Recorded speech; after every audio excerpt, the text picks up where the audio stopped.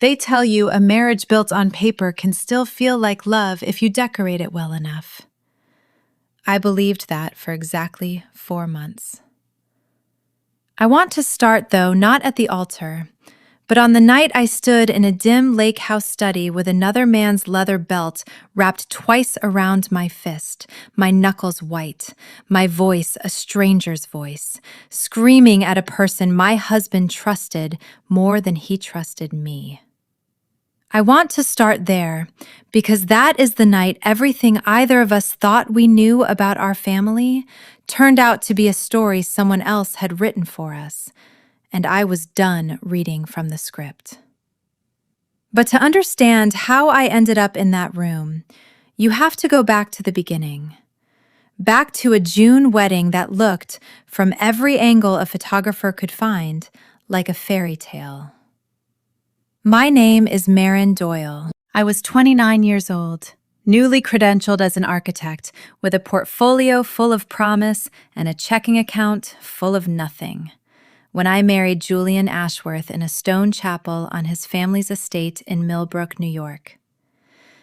If you'd asked anyone at that wedding, the caterers, the string quartet, even my own mother dabbing her eyes in the second pew, they would have told you it was a love story.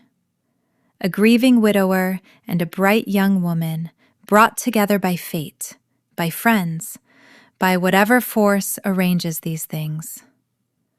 It wasn't fate. It was my father. 2 years before that wedding, my father's small architecture firm had been circling bankruptcy for the better part of a decade, kept alive by sheer stubbornness and a dwindling line of credit. The Ashworth family owned half of the commercial real estate north of the city, and old Charles Ashworth, Julian's father, had quietly floated my father a lifeline in the form of a joint venture. The kind of deal that comes with strings so fine you don't feel them until they're already wrapped around your throat. One of those strings, it turned out, was me. Julian's wife, Vivian, had died 18 months earlier. An aneurysm, sudden and merciless, the kind of death that leaves no room for goodbyes.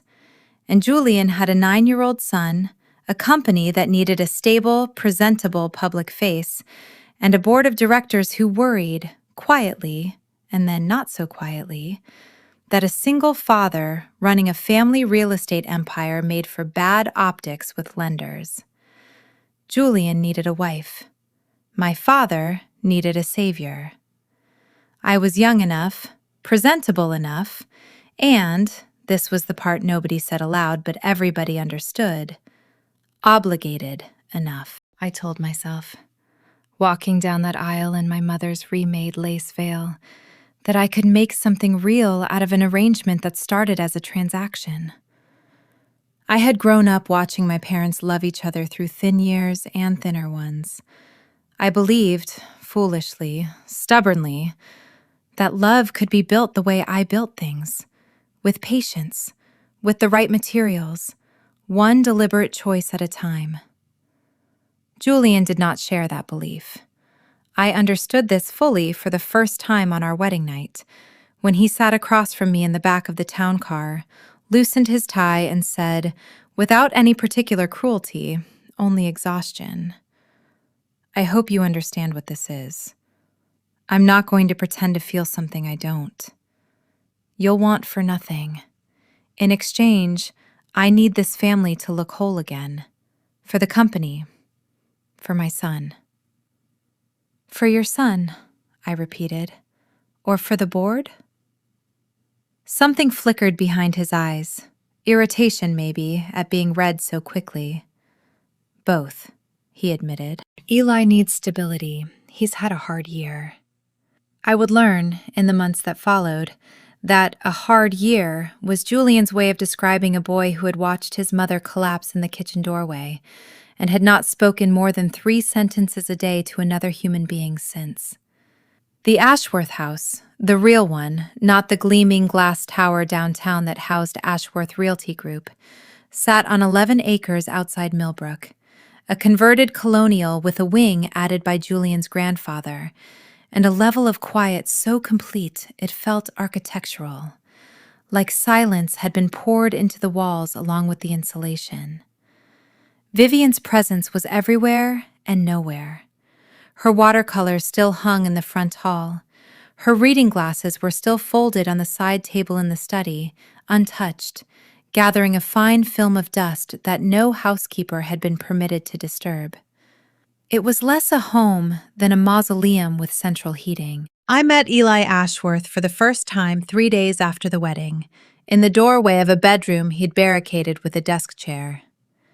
"Eli," I called through the door, my knuckles resting against the wood. "I brought you a grilled cheese. Your dad said you didn't eat lunch." Silence. Then, muffled, "I'm not hungry." "Okay, I'll leave it outside the door." I set the plate down and sat on the hallway floor, my back against the wall, because I didn't know what else to do with myself. After a long while, the door cracked open 6 inches. A pale, thin boy with his father's sharp jaw and unmistakably his late mother's wide gray eyes looked out at me like I was something dangerous that had wandered into his territory. "You're not my mom," he said. It wasn't an accusation, not yet. It was a fact, delivered flatly, the way you'd correct someone who'd gotten your name wrong. "I know," I said.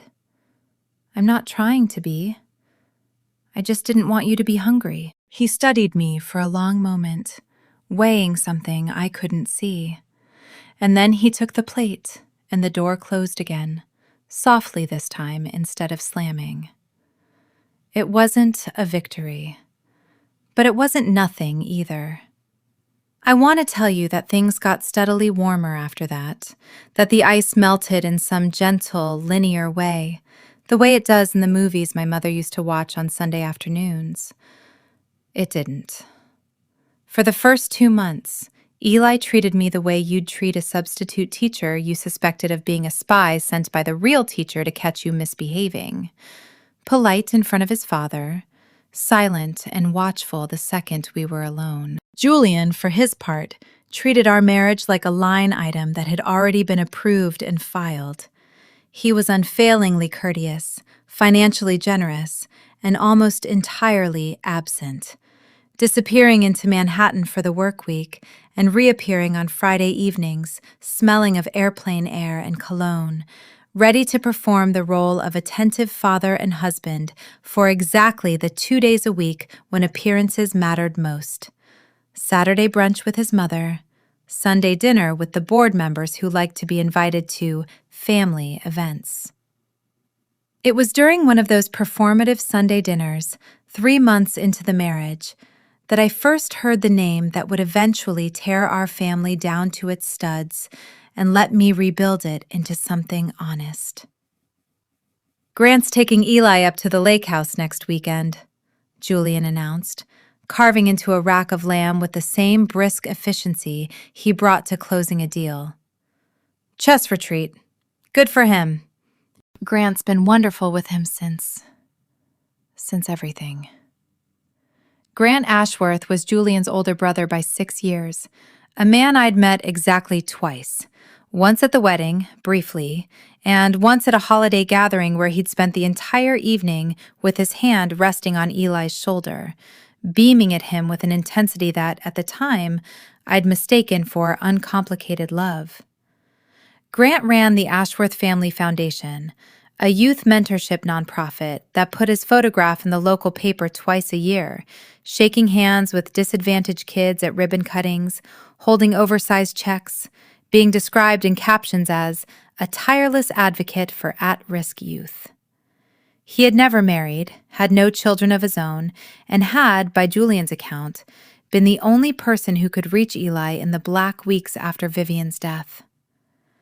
"He's a chess prodigy, you know," Julian said to me, almost proudly, the way a man might mention a stock that had finally started paying dividends. "Grant discovered that. Nobody else even tried." I looked down the table at Eli, who had gone very still, his fork motionless over his plate, his eyes fixed on some middle distance that wasn't the dining room at all. "Are you excited for the lake house?" I asked him. He didn't answer right away. When he did, his voice was so quiet I almost missed it under the clink of Julian's wine glass being refilled. "I guess." I would think about that flat, guessing voice for a long time afterward. At the time, I told myself it was nothing, a 10-year-old's ordinary reluctance about a weekend without video games. I had no framework yet for understanding what I was hearing. I would build one soon enough, plank by terrible plank.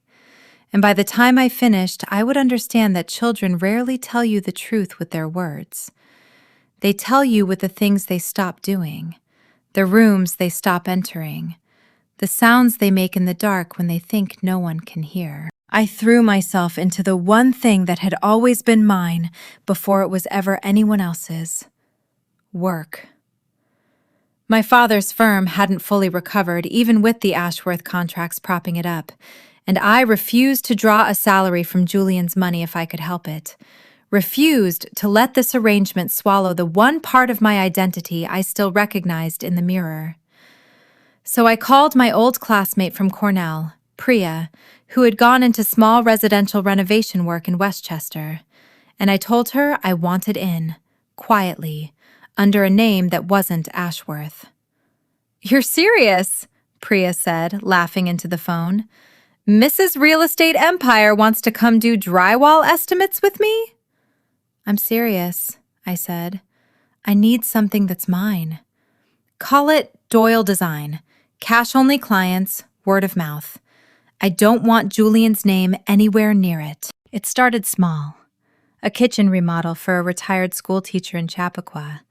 A sunroom addition for a young family who'd overextended themselves on their mortgage and needed someone who could make 400 square feet feel like a sanctuary instead of an afterthought. I told Julian I was helping Priya with a hobby project. He nodded, uninterested, already reading something on his phone, and that was the last question he ever asked me about it. His indifference, which should have hurt, instead became the crack in the wall through which I built an entire second life, quietly, room by room, invoice by invoice. At home, Eli and I settled into something that wasn't warmth yet, but wasn't the icy standoff of those first weeks either. I stopped trying to mother him and started simply existing alongside him, the way you might coexist with a cat who has decided you're tolerable, but not to be trusted with sudden movements. I learned the rhythms of the house, that he ate breakfast at exactly 7:15, that he did his homework at the kitchen island rather than his desk because, I eventually understood, his desk faced a wall where his mother's watercolor of the lake house used to hang before Julian moved it to the study, and Eli couldn't stand to look at the blank space where it wasn't. The turn, the real turn, the one that mattered, happened on a Tuesday in October, 6 weeks before the lake house conversation, when I came down with a flu bad enough to keep me horizontal for 36 hours. Julian was in Chicago closing a deal. The housekeeper, Rosa, had the week off visiting her sister. It was just Eli and me, and a fever that turned the ceiling of my bedroom into a slow, spinning carousel.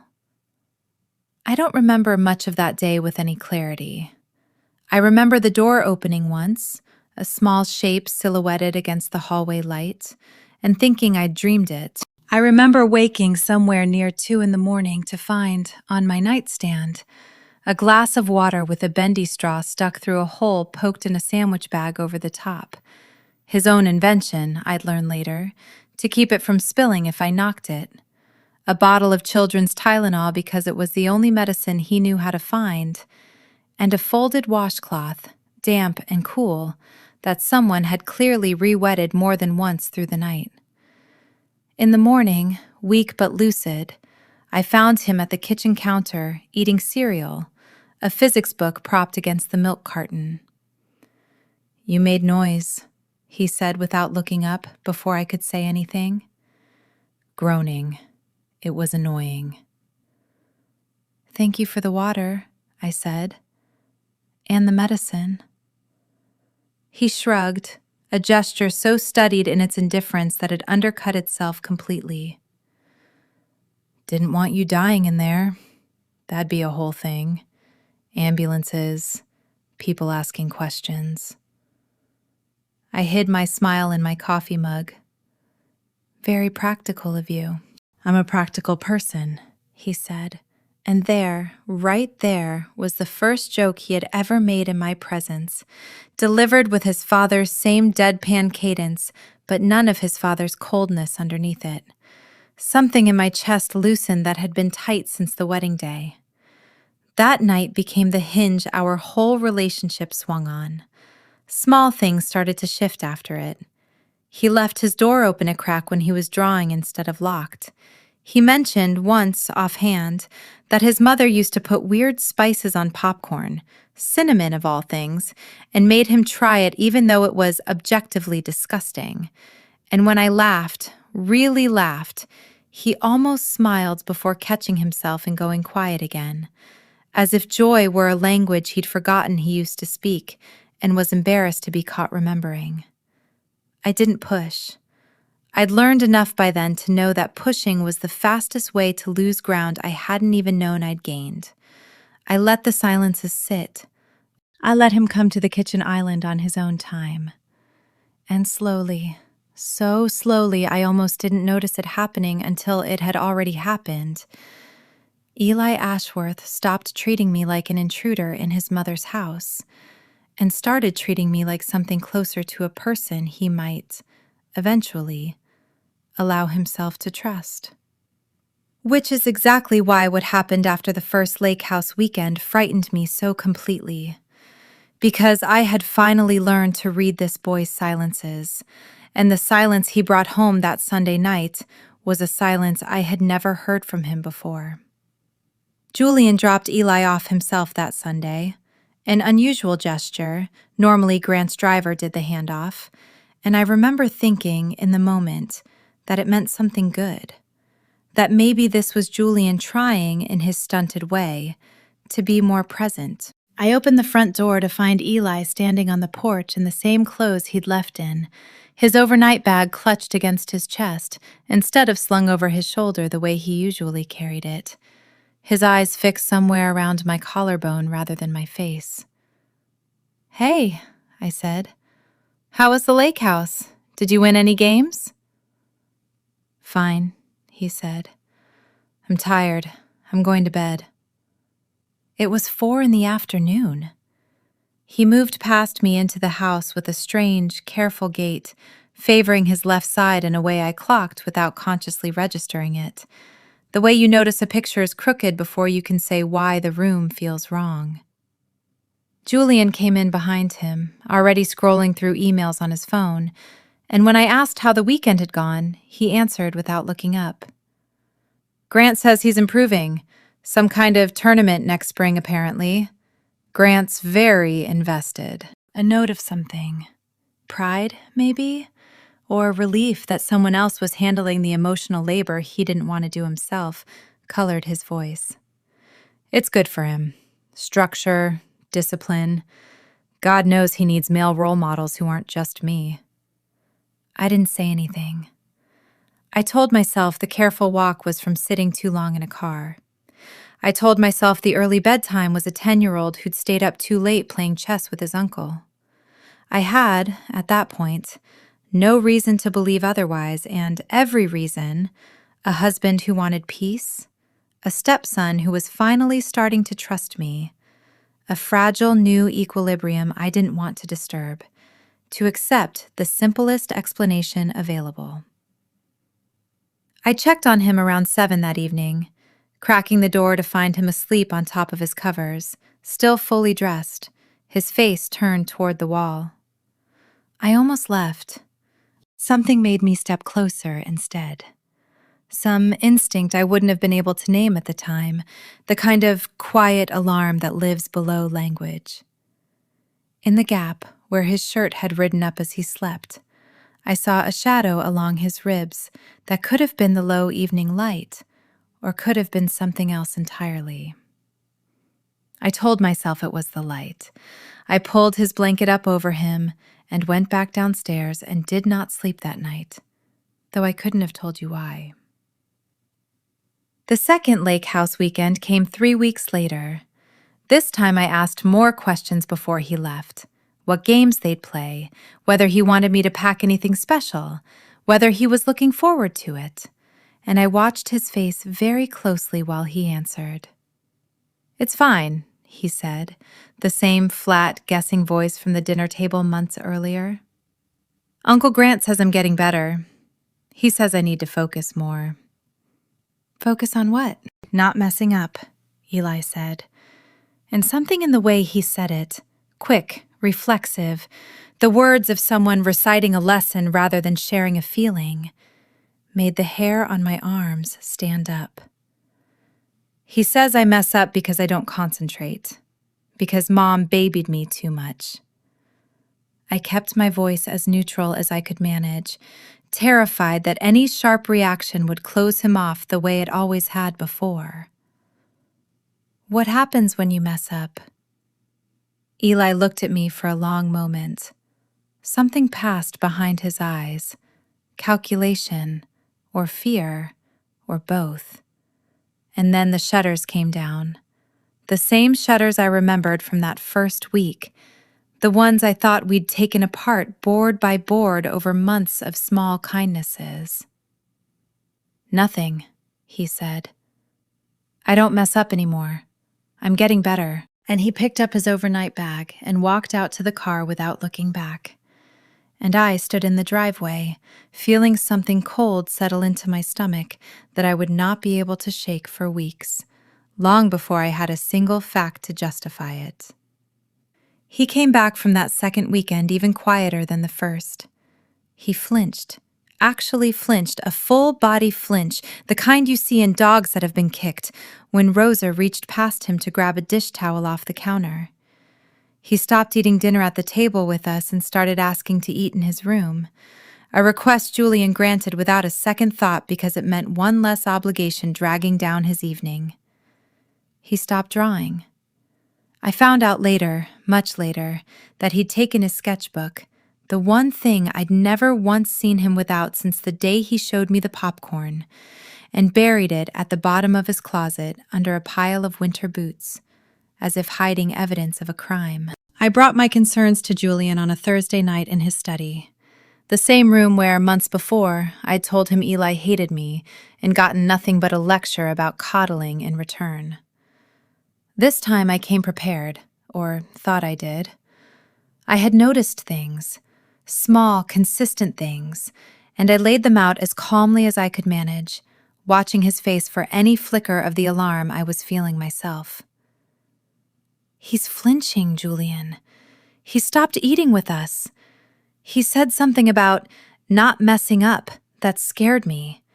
Something is happening at that lake house."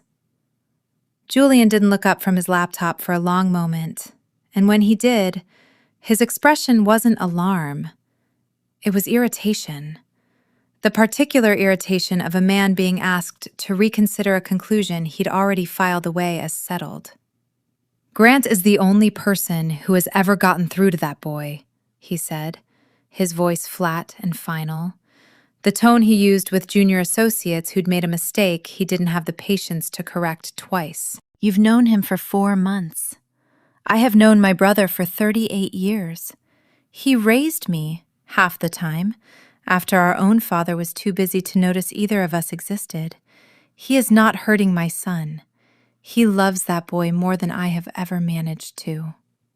I'm not saying he doesn't love him. I'm saying something is wrong." "What's wrong?" Julian said, closing the laptop with a soft, deliberate click that somehow felt louder than a slam. "Is that my son finally has some discipline in his life instead of being coddled into a nervous wreck the way his mother coddled him. And now that it's working, you want to undo it because you can't stand not being the one who fixed him. This isn't about Eli, Marin. This is about you needing to be needed." I sat with that accusation for a long time after he left the room, turning it over, testing it for truth the way you'd test a floorboard before putting your weight on it. There was a version of me, in the earliest weeks of this marriage, who might have believed him, who might have accepted that her own insecurity was inventing danger where there was only unfamiliar, uncomfortable love. But I had spent 4 months learning to read a silent boy's silences, and I knew, with a certainty that had nothing to do with needing to be needed and everything to do with the cold, sick feeling in my stomach, that something in that lake house was breaking my stepson from the inside out, and that his father would rather believe anything else than see it. I did not sleep well after that conversation, and I did not let it go. Not because I needed to be needed, but because I had spent my whole life around blueprints, and a blueprint teaches you one thing above all else. Load-bearing elements do not announce themselves. They just fail, eventually, all at once, if nobody checks them along the way. So I checked, quietly, without telling Julian, because I understood by then that his loyalty to his brother was not a wall I could talk my way through. It was a foundation, poured decades before I ever arrived, set in concrete by whatever debt Julian felt he owed the older brother who had, by his own account, half-raised him. If I wanted the truth, I would have to find it myself, and I would have to find it in a form so undeniable that not even Julian's devotion could argue it away. I started small. I began asking Eli specific questions instead of general ones, careful never to sound alarmed, careful to keep my voice as flat and unremarkable as his own. What time did he go to bed at the lake house? Did Uncle Grant sleep in the same wing? What did focus drills actually involve? Eli answered some of these, haltingly. In the clipped, factual way, he answered everything, and dodged others entirely, his eyes sliding away from mine the way they used to in those first hostile weeks, before I had earned even a scrap of his trust. "He has a strap," Eli said once, so quietly I almost missed it, apropos of nothing, while we were doing the dishes together on a Wednesday night, 3 days before the third scheduled lake house weekend. For focus. When my mind wanders during a match, he says I need to feel it, so I remember. My hands went still in the soapy water. "Feel what, Eli?" He looked at me then, really looked at me. And for one unguarded second, I saw the truth sitting right behind his eyes, huge and terrified and desperate to be believed, before the shutters came down again, faster than I had ever seen them close. "Nothing," he said. "Forget it. It's not a big deal. It helps. He says it helps." "Eli, I have homework," he said, and he was gone before I could say another word. And I stood at that sink with soap drying on my hands and a kind of fury rising in my chest that I had never felt in my life, not even on my wedding day when I understood exactly what kind of transaction I had entered into. Because a transaction I could accept. This? A child being told that being hurt was a form of help? Told it so consistently and so convincingly that he had started defending the person hurting him. This was not a transaction. This was a crime being conducted in plain sight, dressed up in the language of discipline and legacy and love, and I was done pretending I hadn't heard it. I called Priya that night, not for a design consultation this time, but because her husband, Marcus, did private investigative work for a boutique family law firm in the city.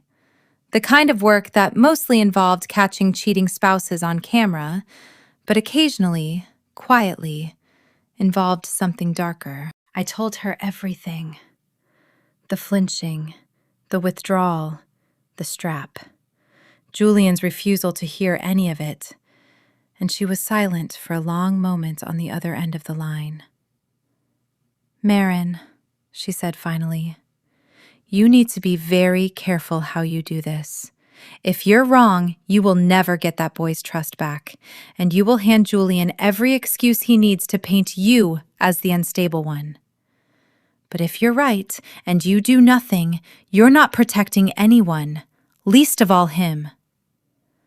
I know, I said. I need to know for certain, before I say another word to Julian.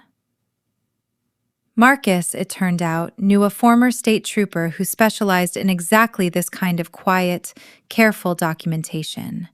How to place a small recording device in a child's belongings without a search. How to build a case that would survive a defense attorney's first hard look. I met him in a diner off the Parkway, 2 exits from Millbrook, on a gray Tuesday afternoon while Julian was in Boston and Eli was at school. And I laid out everything I knew. Every flinch, every dodge, every half sentence on a napkin covered in my own increasingly frantic handwriting. You understand, the trooper, his name was Doyle, no relation, a coincidence he found funnier than I did, said, that if this is what you think it is, we're not talking about a bruise from rough play. We're talking about a documented pattern, sustained, deliberate, likely escalating. The kind of thing that gets a man's medical license or foundation board seat revoked and gets him prosecuted under child endangerment statutes with real teeth. I understand, I said.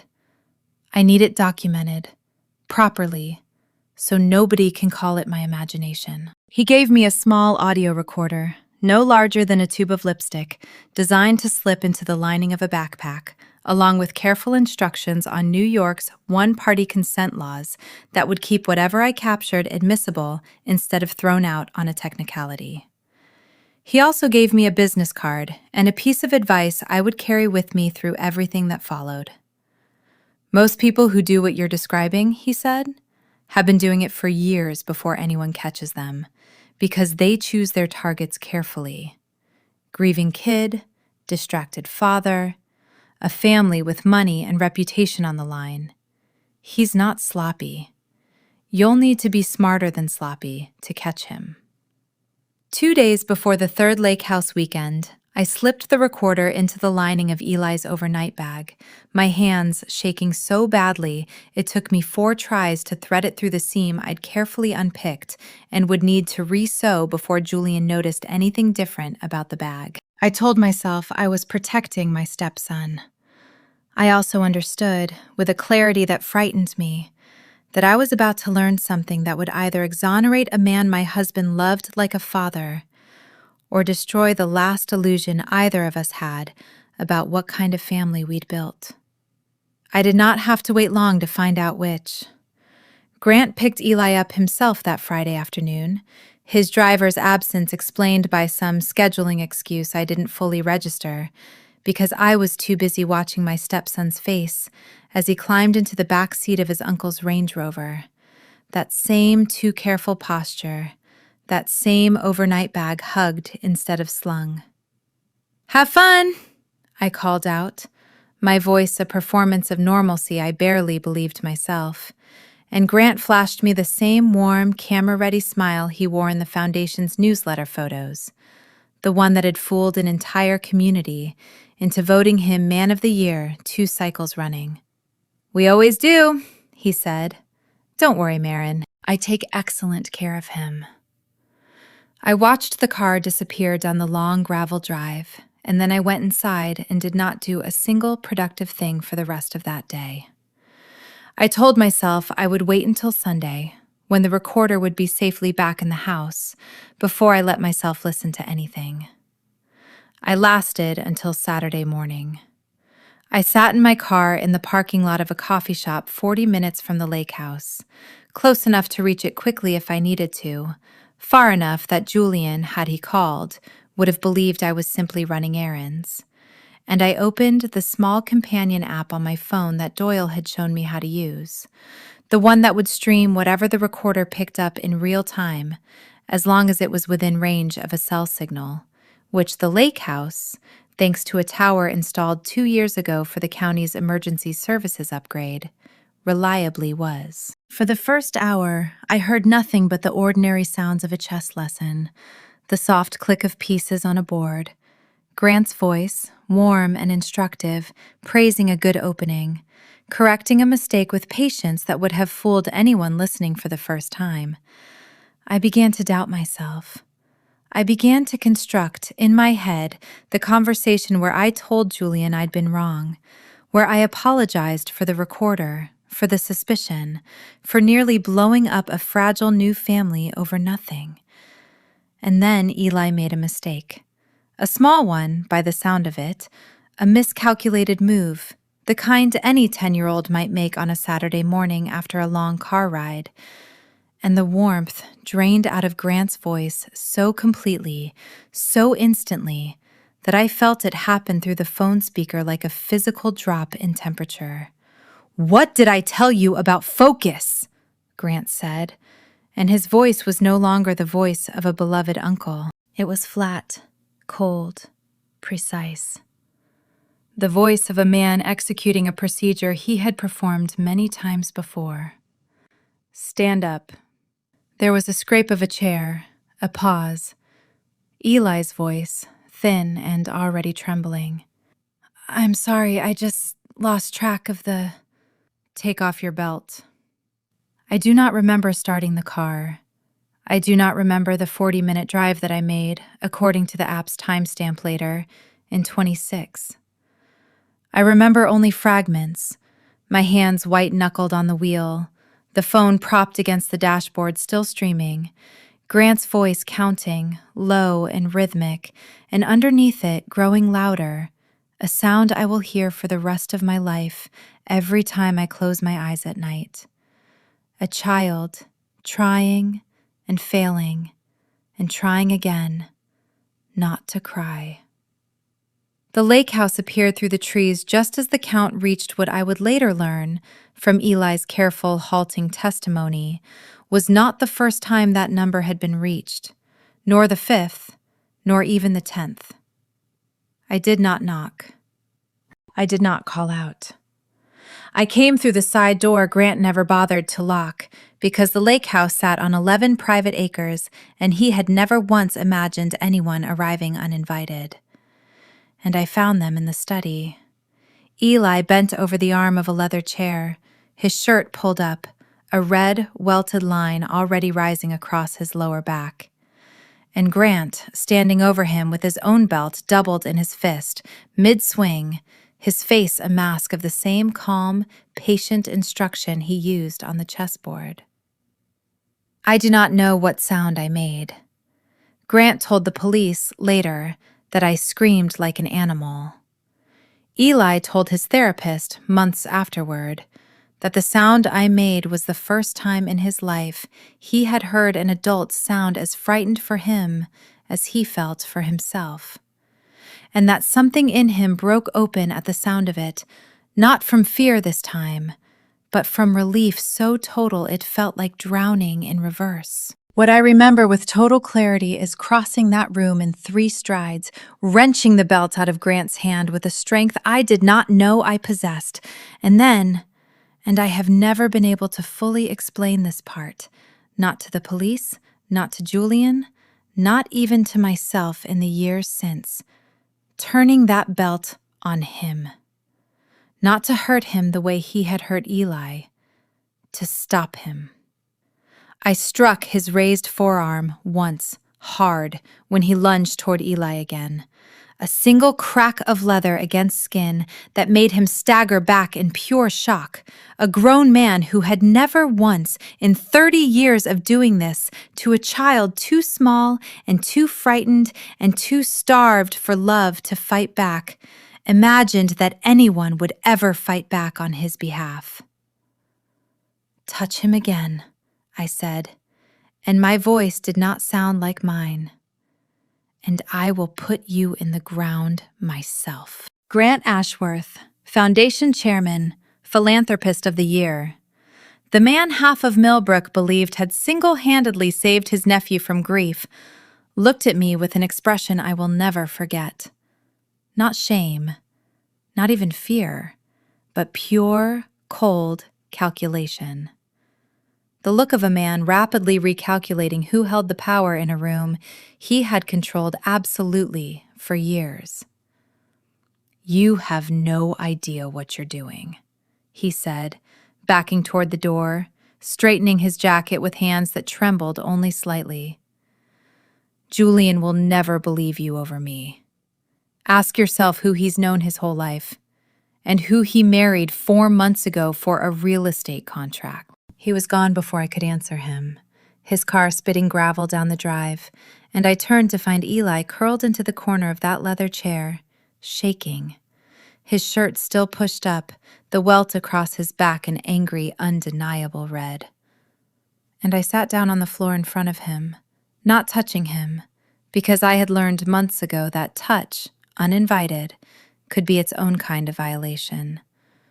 And I said the only thing I could think to say. "I believe you. I saw it. I believe you, and it's over. And I am never letting him near you again." He did not speak. He cried silently, the way I now understood he had learned to cry a long time ago, in a house that punished loud emotion as harshly as it punished a wandering mind. And I sat with him on that floor for a very long time. And it was only much later, driving him home in the fading afternoon light with a phone full of recorded evidence and a welt on his back that a doctor would photograph and document within the hour, that I let myself think about the second part of Grant's threat, the part that turned out to be far more accurate than I wanted to believe. Julian did not believe me. I drove straight from the lake house to the emergency room in Millbrook, not home, because even in the chaos of that afternoon, some functioning part of my brain understood that a welt fades and a photograph does not. The attending physician, a woman named Dr. Okafor, with kind, tired eyes and the unhurried patience of someone who had seen this exact kind of injury too many times to be shocked by it anymore, examined Eli gently, documented everything with a clinical thoroughness that made my stomach turn, even as I was grateful for it, and then asked to speak to me alone in the hallway. "This isn't new," she said quietly, showing me something on a tablet, not just the fresh welt, but faint, older scarring along the same stretch of skin, pale lines healed over months, maybe years. "This has been happening for a long time, Mrs. Ashworth. I'm required to file a report with Child Protective Services. I'd encourage you to want that regardless." "I want that," I said. "I want everything documented. Everything." I called Julian from the hospital parking lot, my hands still shaking, and told him, as calmly as I could manage, what I had found, what I had recorded, what Dr. Okafor had documented. There was a long silence on the line, long enough that I thought the call had dropped. "You're telling me," Julian said finally, his voice very quiet, very controlled, in a way that I would come to recognize as far more dangerous than shouting, "that you took a hidden recording device and planted it on my son without my knowledge, drove to my brother's private property uninvited, and physically assaulted him. That's what you're telling me." "Julian, I have a recording of him hitting Eli. Repeatedly. The doctor found scarring that's months old. This is not—" "Bring my son home," Julian said, and hung up. The next several hours are, even now, some of the worst of my life. Worse in their way than the moment I walked into that study, because what followed was not danger. Eli was safe, physically, for the first time in longer than either of us yet understood, but a different kind of violence. The quiet, institutional kind that happens when the people who are supposed to protect a child decide instead to protect a reputation. Julian met us at the front door of the house, and before I had even gotten Eli's seatbelt unbuckled, I understood from his face that Grant had beaten me home, in every sense that mattered. He had called Julian first, from the road, with his own version already polished and delivered, a version in which his unstable, socially climbing sister-in-law had shown up unannounced, hysterical, made wild accusations, and physically attacked him during what he characterized as a completely ordinary disciplinary moment that any responsible parent might use, a light tap with a belt for a boy who'd been mouthy and disrespectful. Blown wildly out of proportion by a woman everyone at the country club already whispered had married up and resented not being fully accepted into the family's inner circle. "He has marks, Julian," I said, standing in our own front hall like a defendant. "Old scarring. A doctor documented it an hour ago. I have a recording." "A recording you made illegally, hiding a device in my son's belongings without my consent," Julian said. "Do you understand what that looks like? Do you understand what you've just done to this family? To the foundation? To Grant's entire reputation based on what? A chess lesson you didn't like the sound of?" "Ask him," I said, my voice cracking now, pointing at Eli, who stood frozen in the doorway, watching his father and the woman who had just tried to save him circle each other like this was a business dispute instead of his life. "Ask your son what happens at that lake house. Ask him about the strap. Ask him why he's been flinching every time someone raises a hand near him for 2 months." Julian looked at his son for a long, terrible moment, and I watched something in his face that I would spend a long time afterward trying to understand. Not disbelief, exactly, not entirely, but something more like a man staring at a structural crack in a building he had spent his whole life believing was load-bearing sound, and choosing, in that instant, to look away rather than confirm what his own eyes were telling him.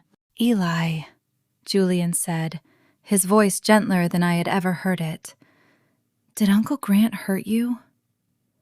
And Eli, my brave, terrified 10-year-old Eli, who had just spent a year learning that telling the truth about pain only invited more of it, looked at his father, looked at the man whose approval he had been starving for since the day his mother died, and said, in a small, flat, defeated voice I will never forgive myself for not anticipating, "No, I fell during a match. It's not a big deal." I felt the floor drop out from under me. Julian's face relaxed into something almost like relief, the relief of a man who has just been handed permission to believe what he already wanted to believe. And he turned to me with an expression that had gone from cold to something worse. Pitying, condescending, the look you give someone you've decided is not well. "You need to leave this house tonight," he said. "I'll have my attorney call yours in the morning. This, whatever this is, whatever you're going through, cannot continue around my son." I did not fight him that night. I understood, standing in that hallway with my whole life packed into whatever I could carry to my car in 10 minutes, that fighting Julian in the moment would only harden the story he had already chosen to believe. So I left. I checked into a motel off Route 9 with a duffel bag and a phone full of evidence, and I did not sleep. And somewhere around 4 in the morning, I stopped crying long enough to remember that I was not actually powerless, no matter how thoroughly Julian Ashworth had just made me feel that way. I called Dr. Okafor's office first thing in the morning and confirmed the CPS report had already been filed, regardless of what happened between Julian and me. A mandatory reporter's obligation doesn't disappear because a father decides to disbelieve his son. I called Doyle, who walked me through exactly how to preserve the recording's chain of custody so no defense attorney could later claim it had been altered or fabricated. And then I called a family law attorney named Rosalind Vance, a woman Priya had described once, admiringly, as the person you hire when you need someone who has never once in her career been afraid of a man with more money than sense. Rosalind listened to the entire story without interrupting, her expression unreadable, and when I finished, she leaned back in her chair and said, "You did everything right except one thing. You told him before you had leverage. Never again. From this point forward, everything goes through me first." The weeks that followed were the strangest of my life. A slow, grinding process of institutions catching up to a truth I already knew in my bones. CPS opened a formal investigation and interviewed Eli twice, alone, without either Julian or me present, in a small, gentle room designed to make children feel safe enough to say things they'd been taught were dangerous to say. The first interview, according to the caseworker, yielded almost nothing. The same flat denial Eli had given his father in the hallway, the same "I fell" story, delivered with the practiced ease of a child who had rehearsed it under far worse pressure than a state caseworker's kind questions. It was the second interview, 3 weeks later, that broke everything open. And it broke open not because of anything Rosalind or I engineered, but because of something none of us had anticipated. Another family came forward. Grant Ashworth's foundation had run its youth chess and mentorship program for 11 years, and in that time, dozens of boys, mostly, though not exclusively boys from single-parent or grieving households, boys Grant seemed to seek out with an instinct I now understood was not coincidence, but predation, had passed through his focus retreats at that same lake house. One of those boys, now 19 and a freshman at a state college 2 hours away, saw a small item in the local paper about a CPS investigation into a prominent local philanthropist. Rosalind had made sure, through channels she never fully explained to me, that the story got exactly enough oxygen to reach the right eyes without violating the confidentiality of an ongoing case. And he called the tip line the article listed, his hands shaking so badly, he told the caseworker later, that he had to dial 3 times. His name was Theo Martinez, and what he described to investigators, in painstaking, courageous detail, matched Eli's recorded ordeal almost exactly.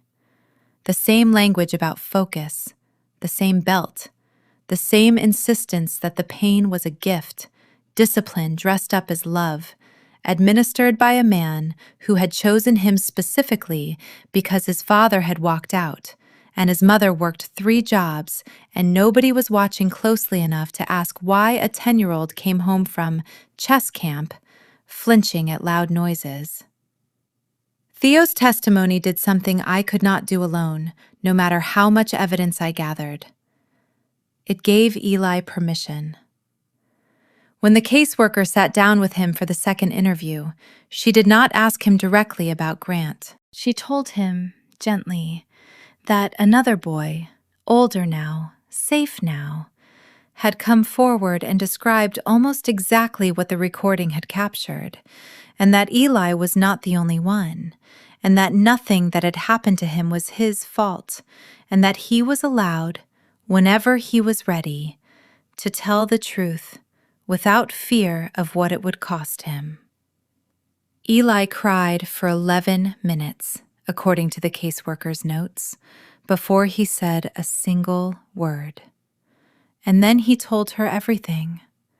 Not just the belt, not just the focus drills, but 2 years of it, beginning within months of his mother's death, when he was at his most fragile and his father was at his most absent, and Grant Ashworth had positioned himself as the one adult in Eli's life who understood him, who saw him, who loved him enough to spend hours of his own time on a grieving little boy, hours that Julian, buried in grief and business and his own inability to look directly at his son's pain, had never once questioned or matched. I was not in that room. But Rosalind called me the moment the report was filed, and I sat in my motel room and cried harder than I had at any point since the night in that study, because it was, finally, over. Not the fight, not yet, but the lie. The lie that had let a predator operate for 11 years under the cover of a family name and a foundation's good works was finally, irrevocably, on the record. Julian called me the night the CPS report was finalized, and his voice, when I picked up, was a voice I had never heard from him before. Not the clipped efficiency of the boardroom, not the practiced warmth of a Sunday dinner performance, but something raw and unguarded and, for the first time in our entire marriage, entirely without armor. "I need to see you," he said. "Please." I met him not at the house. I couldn't yet, not with Eli there. Not until I understood what kind of man I was walking back into a room with. But at a small cafe near Rosalind's office, neutral ground, my attorney's card in my purse like a talisman. Julian looked, I thought, 10 years older than the man who had told me to leave his house 6 weeks earlier. He had not shaved. His hands, resting on the table between us, would not stay still. "I read the caseworker's report," he said. "All of it. Theo Martinez's statement, Eli's. I listened to your recording twice, start to finish, because some part of me kept hoping the second time I'd hear it differently."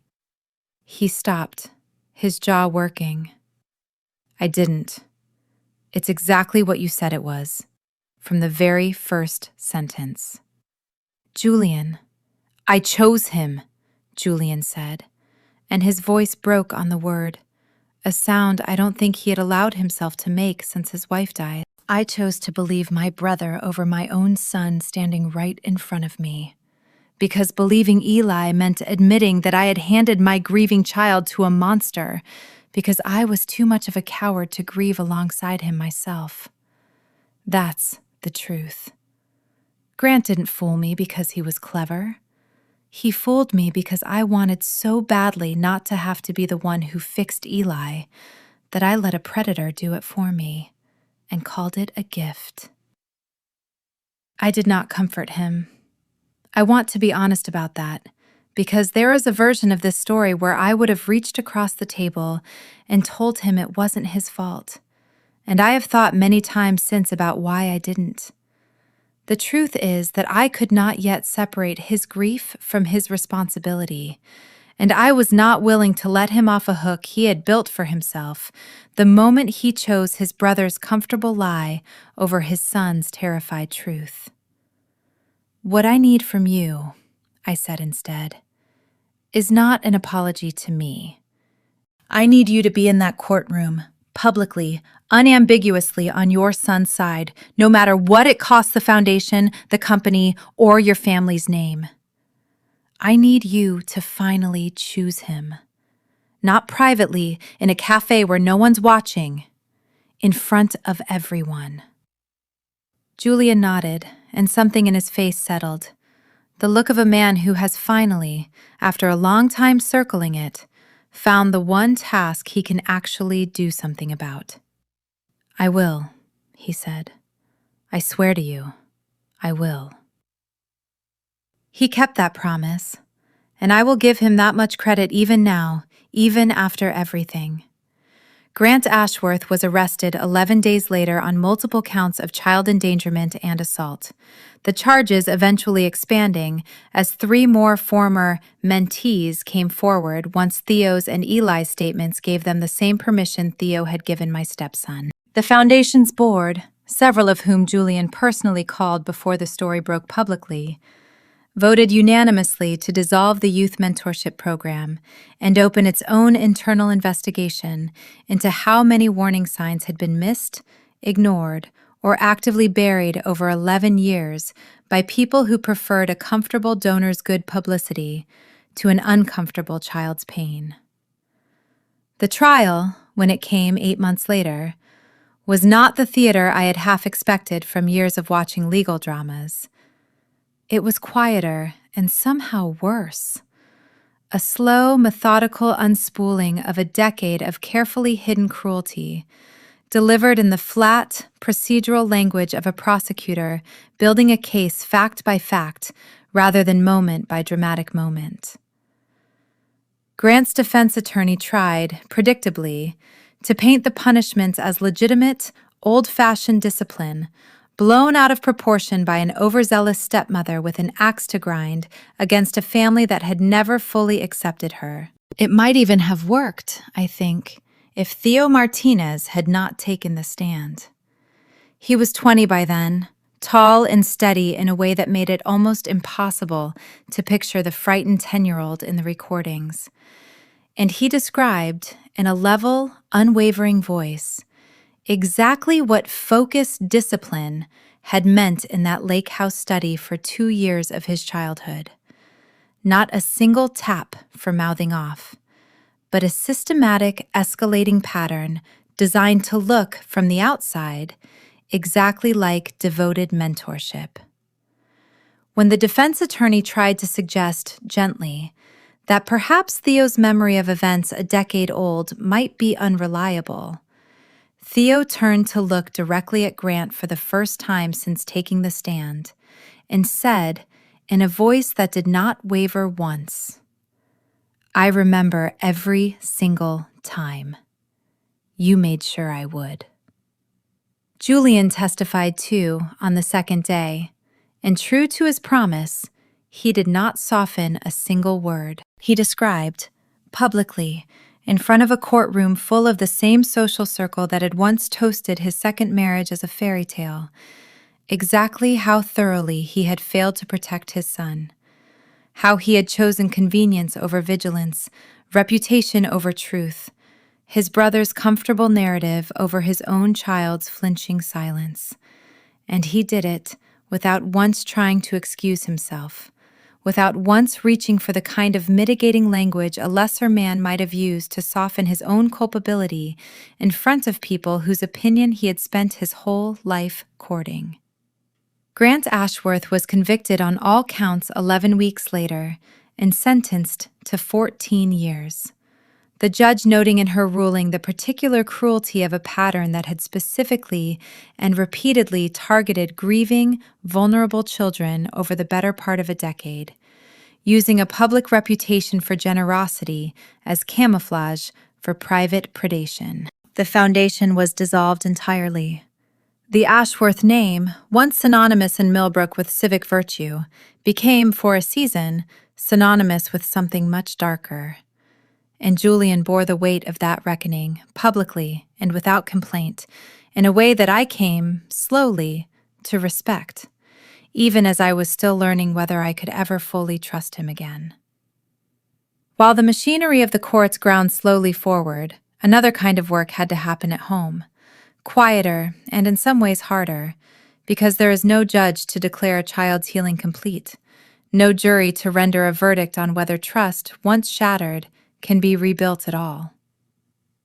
I moved back into the house 2 weeks after Grant's arrest, at Eli's request rather than Julian's, a detail I have never let myself forget, because it told me something important about where the real center of gravity in that family had shifted. Eli asked his father in a small, careful voice during one of their own halting therapy sessions whether Maren could come home, and Julian, to his credit, did not make it about himself. He simply called me and said, "He wants you here. I want you here too, but that's not the point right now. He needs you here."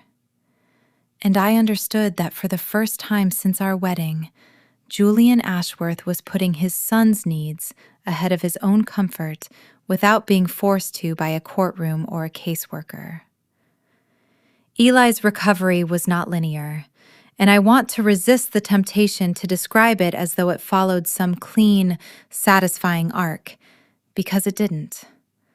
There were nights, in that first year, when he woke screaming from nightmares he couldn't fully describe even to his therapist, a soft-spoken trauma specialist named Dr. Renner, who worked with him twice a week in a small office, decorated deliberately without a single chessboard in sight. There were mornings when he flinched at the sound of a belt buckle clinking against a dresser. Mornings when he refused to eat. Mornings when he looked at me across the breakfast table with the same wary, assessing eyes from that very first day, as though some part of him had to keep re-verifying over and over that the adults around him were finally, actually safe. But there were other mornings, too. The sketchbook came back out of the closet, first cautiously, drawings of nothing in particular, geometric shapes and half-finished spaceships, and then, slowly, drawings of his mother again. And then, one gray Tuesday, almost a year to the day after I had walked into that lake house study, a drawing of the three of us, Julian, Eli, and me, sitting at the kitchen island eating pasta, the same scene from that long-ago Halloween night that Julian had once shattered with a slammed remote control. Except this time, in Eli's careful pencil lines, nobody was angry, and the television in the drawing was still playing. "It's not finished," he said, sliding it across the counter to me without quite meeting my eyes, the same shy sideways gesture he'd used the first time he'd shared a memory of his mother with me. "I don't know what to draw for the background yet." "It's beautiful, Eli," I said, and meant it more completely than I had meant almost anything in my adult life. Dr. Renner told me, in one of the family sessions I was invited to attend, that Eli's ability to draw us again, to imagine, even in an unfinished sketch, a version of his family that was safe and whole, was one of the clearest signs of genuine healing she had seen in her 15 years of practice with traumatized children. "Trauma steals a child's ability to imagine a good future," she said. "When they start drawing it again, even tentatively, it means some part of them has decided it's safe to hope." Theo Martinez, of all people, became an unexpected part of that healing. He reached out to Eli through the prosecutor's victim advocate several months after the trial, cautiously, unsure whether contact would help or hurt, and the two of them began exchanging occasional letters. A 19-year-old college student and an 11-year-old boy, bound together by an experience no one else in either of their lives could fully understand. Theo wrote about what recovery had looked like for him, about the ordinary triumph of getting through a full semester of college classes without a single panic attack, about learning, slowly, that a man's approval was not the same thing as a man's love, and that he was allowed to need neither from someone who had ever hurt him. Eli kept every one of those letters in a shoebox under his bed, and I understood, watching him read them, that Theo had given my stepson something even I could not: proof, in the form of a living, breathing, thriving young man, that what had happened to him did not have to be the whole story of his life. My own marriage, in the meantime, existed in a strange, suspended state that I did not know how to name. Julian and I were not divorced, but we were not, in any way I recognized from before, husband and wife either. We slept in separate wings still, the way we had from the very first week, but the silence between us had changed its character entirely. No longer the cold, transactional quiet of two strangers fulfilling a contract, but something more like the careful quiet of two people standing on either side of a chasm, both wanting to build a bridge, neither entirely sure the other one would still be standing on the far side by the time it was finished. Julian went to therapy of his own, alone at first, and then, 6 months in, asked if I would consider coming with him. Not marriage counseling exactly, he was careful to specify, aware that I wasn't ready for that particular label, but something he called, almost shyly, figuring out how to be honest with each other, since apparently I've never actually done that with anyone in my adult life. I went, warily, prepared to leave at the first sign that this was another performance, another item on a list of appearances Julian needed to maintain for the board, for his mother, for whatever version of his own reputation still mattered to him after Grant's conviction had already cracked the family name in half. It was not a performance. Julian, In that small, unglamorous office with its beige furniture and its box of tissues perpetually within reach, said things to me across 8 months of Tuesday afternoons that I do not think he had ever said to another living person, including, I suspect, his own dead wife. He told me about growing up in Grant's shadow, 6 years younger and permanently overshadowed. How their father had held Grant up as the standard Julian could never quite meet, and how some small, unexamined part of him had spent his entire adult life still seeking his older brother's approval, even after their father died, even after Julian himself had built a business empire that dwarfed anything Grant's foundation had ever touched.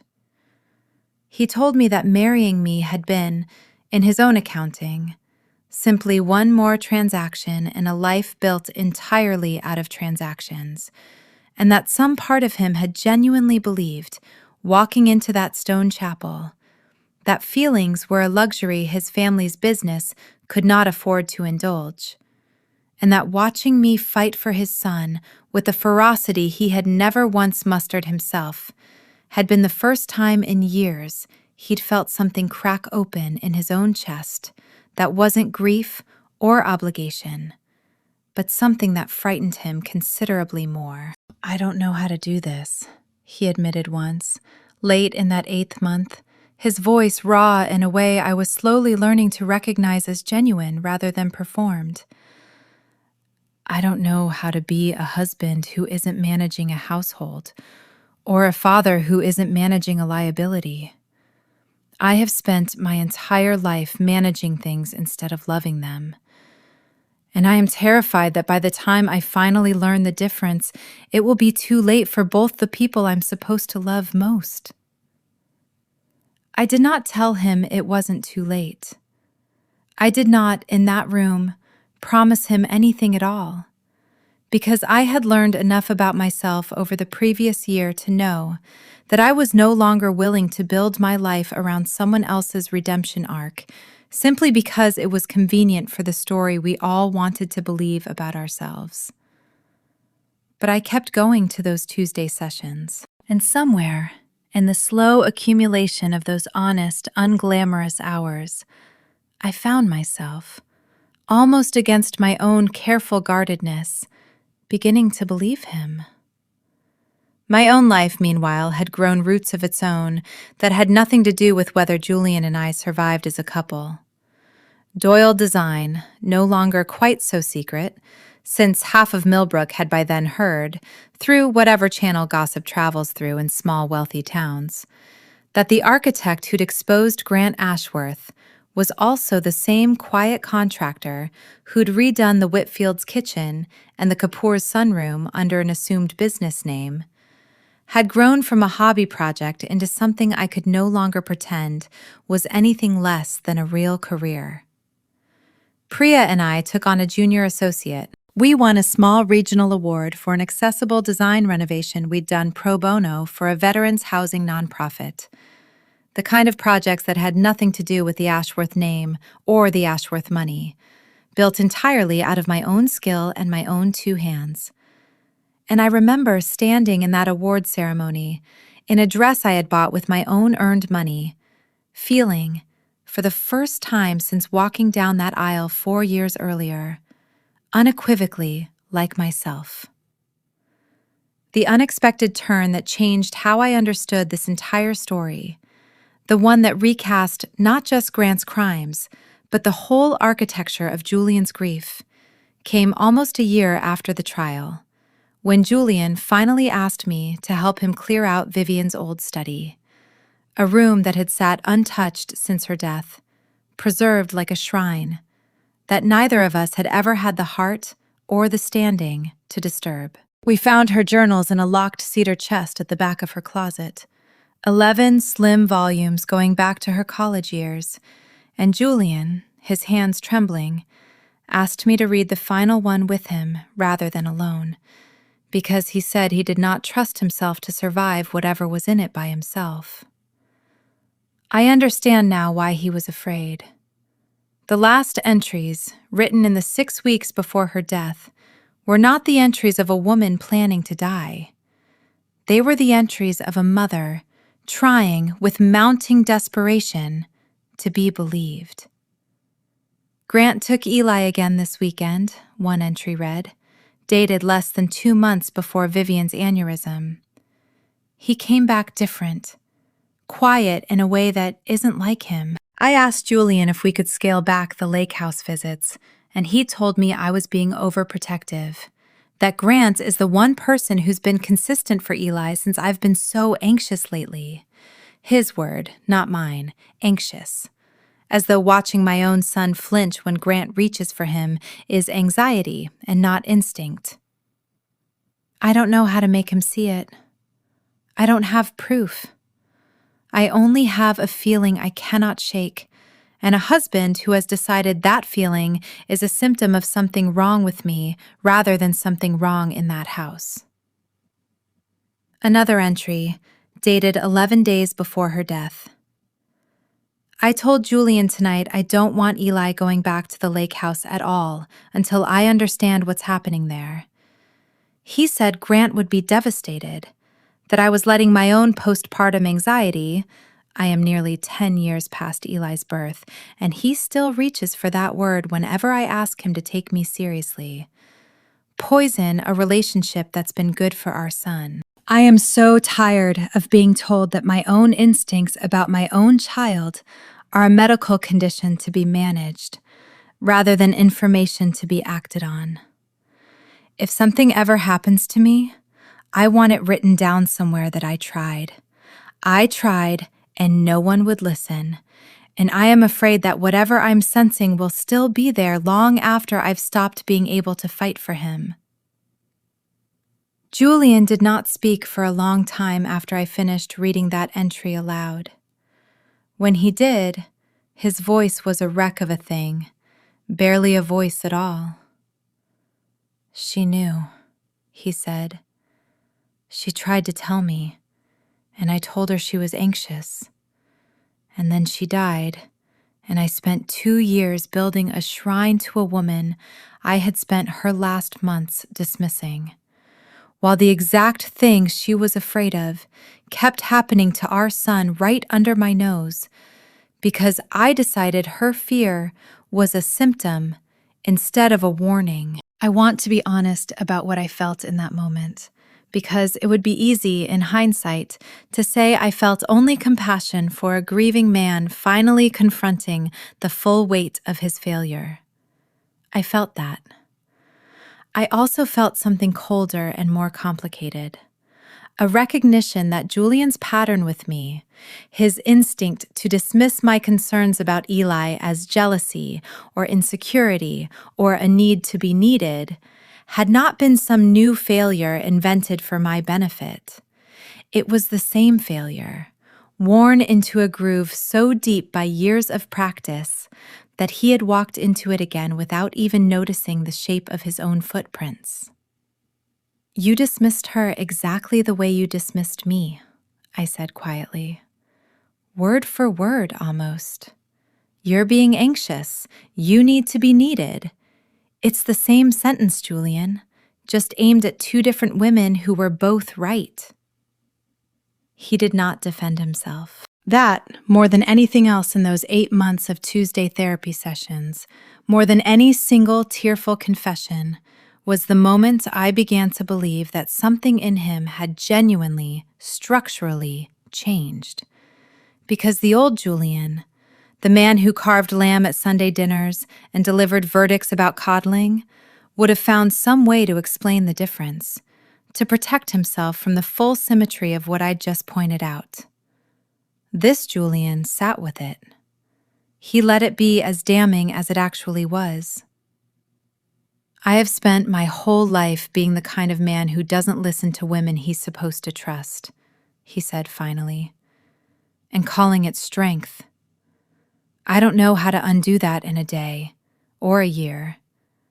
I only know that I want to spend whatever time I have left proving it isn't the only thing I'm capable of being." We gave Vivian's journals to Eli's therapist, with his permission, months later, when Dr. Renner judged him ready.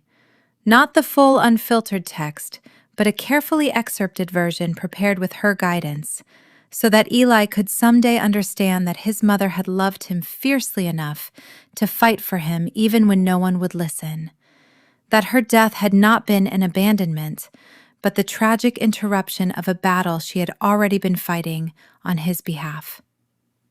Eli read those excerpts alone in his room, and came downstairs afterward with his eyes red and his jaw set in an expression I recognized, with a small ache, as entirely his mother's, and said only, "She knew. She actually knew," before disappearing back upstairs, and I understood that some fracture in him, some old wound about being unloved or unprotected, had just begun, very quietly, to knit itself back together. The fallout from Grant's conviction did not stay contained to the family, of course. Millbrook is a small town dressed up in a large fortune's clothing, and scandal there travels at the speed of a country club dinner reservation. Ashworth Realty Group stock, privately held but still subject to the confidence of lenders and joint venture partners like my own father, took a real, measurable hit in the 18 months following the trial, as two major commercial partners quietly distanced themselves from a company whose name was now permanently linked in the local paper's archives and in the memory of anyone who'd followed the case to one of the ugliest scandals the town had seen in a generation. Julian's mother, Eleanor Ashworth, a formidable woman who had run charity galas with the same ruthless precision her sons brought to business, did not speak to Julian for 4 months after the verdict, blaming him in a series of increasingly bitter phone calls I overheard more of than I wished to, for airing the family's dirty laundry, rather than finding some quieter, more discreet resolution that might have spared Grant prison and spared the family name its public unraveling. It was, I think, the clearest illustration I ever witnessed of exactly the culture that had allowed Grant to operate undetected for 11 years. A family and a town so thoroughly organized around the protection of reputation that the protection of children had never even ranked as a competing priority worth weighing against it. "She thinks I should have handled it privately," Julian told me one night, months into our slow, careful rebuilding, his voice somewhere between disbelief and something rawer. "She thinks the correct response to finding out my brother tortured 5 children over a decade was to quietly send him to a facility upstate and let the family keep its dinner invitations." "What did you tell her?" "I told her that if protecting the family name had ever once been more important to her than protecting her grandson, she was welcome to explain that priority to Eli herself," he said. "She hasn't called since. I find I'm surprisingly at peace with that." There was, too, a harder complication that neither Rosalind nor I had fully anticipated. Grant, from prison, through an appellate attorney funded by whatever remained of his own considerable personal fortune, mounted an aggressive appeal, arguing that the recording I had made was obtained illegally and should never have been admitted, that the testimony of vulnerable, suggestible children had been coached by a vindictive stepmother and an overzealous prosecutor eager for a high-profile conviction. For nearly a year, the appeal hung over our house like a held breath, every legal update from Rosalind's office arriving with the power to either confirm that Eli was permanently safe or to reopen every wound that had only just begun, tentatively, to scar over.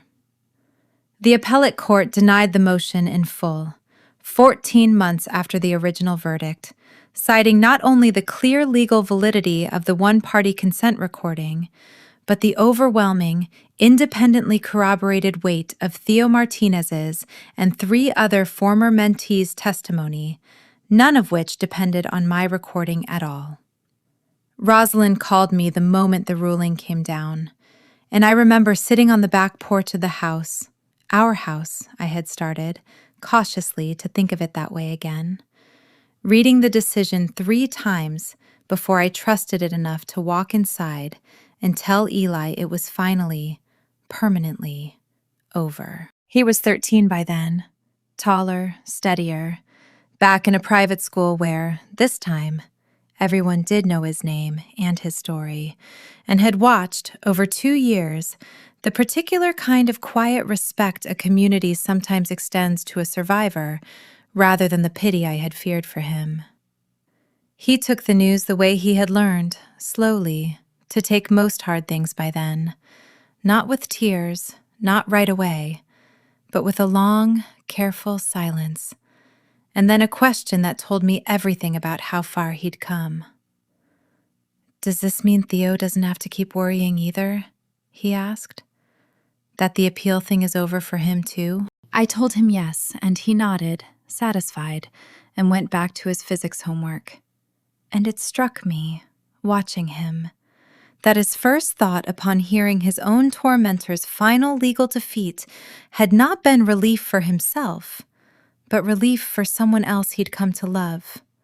A marker, Dr. Renner told me later when I described the moment to her, of a young person whose capacity for connection and empathy had survived intact despite everything designed to break it. I want to be honest, too, about the parts of that period that were not triumphant, because the genre of story this could have been, the clean redemption arc, the villain vanquished, the family fully healed, was not the story I actually lived.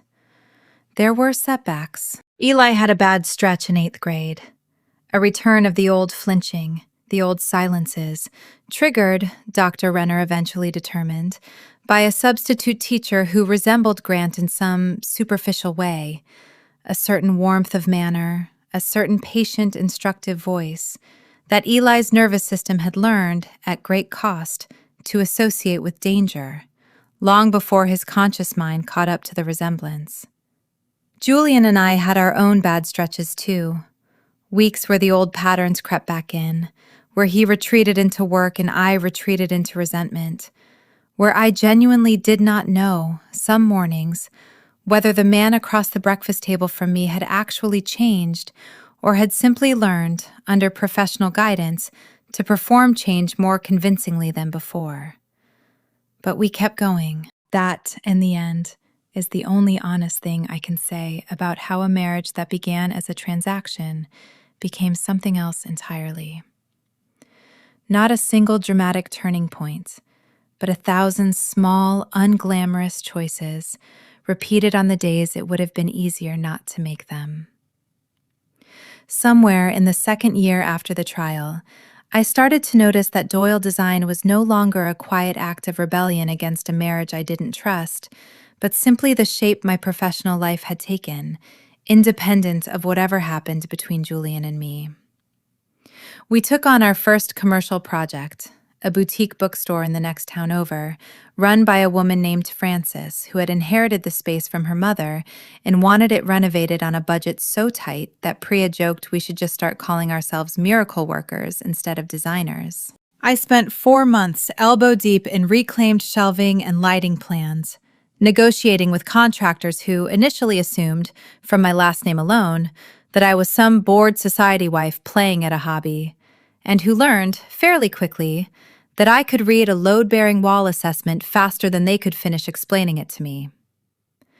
The bookstore opened to a small write-up in a regional design magazine, the kind of write-up that doesn't change your life on its own, but does something almost as valuable. It puts your actual name, the one you chose for yourself, in print, attached to work you built with your own hands and your own judgment, independent of any man's fortune.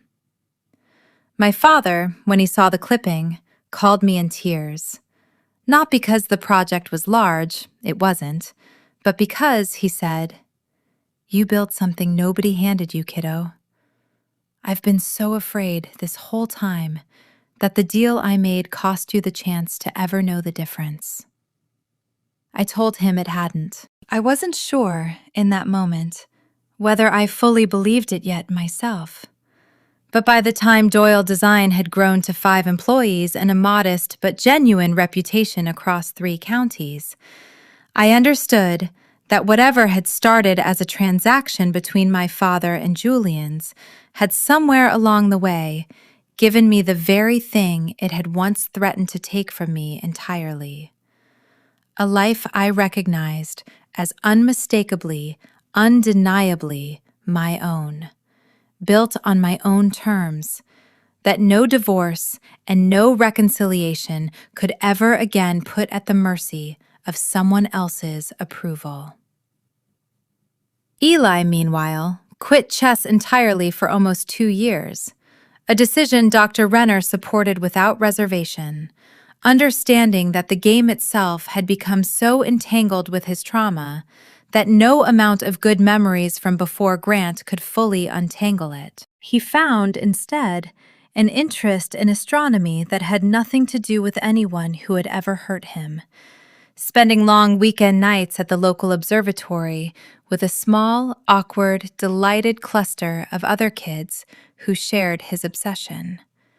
Kids who knew him, for the first time in his life, simply as Eli, not the Ashworth heir, not the boy whose uncle had gone to prison, not the boy whose mother had died. Just a kid who could name every moon of Jupiter and had strong, passionately argued opinions about whether Pluto deserved reinstatement as a planet. It was Theo, of all people, who eventually coaxed him back to a chessboard. 3 years after the study, during one of the visits he'd started making up from the city a few times a year. Not to relearn the game as Grant had taught it, with its rigid, punishing insistence on flawless focus, but simply to play, badly and cheerfully, on a battered secondhand set Theo had bought at a thrift shop, specifically because it looked nothing like the polished mahogany board at the lake house.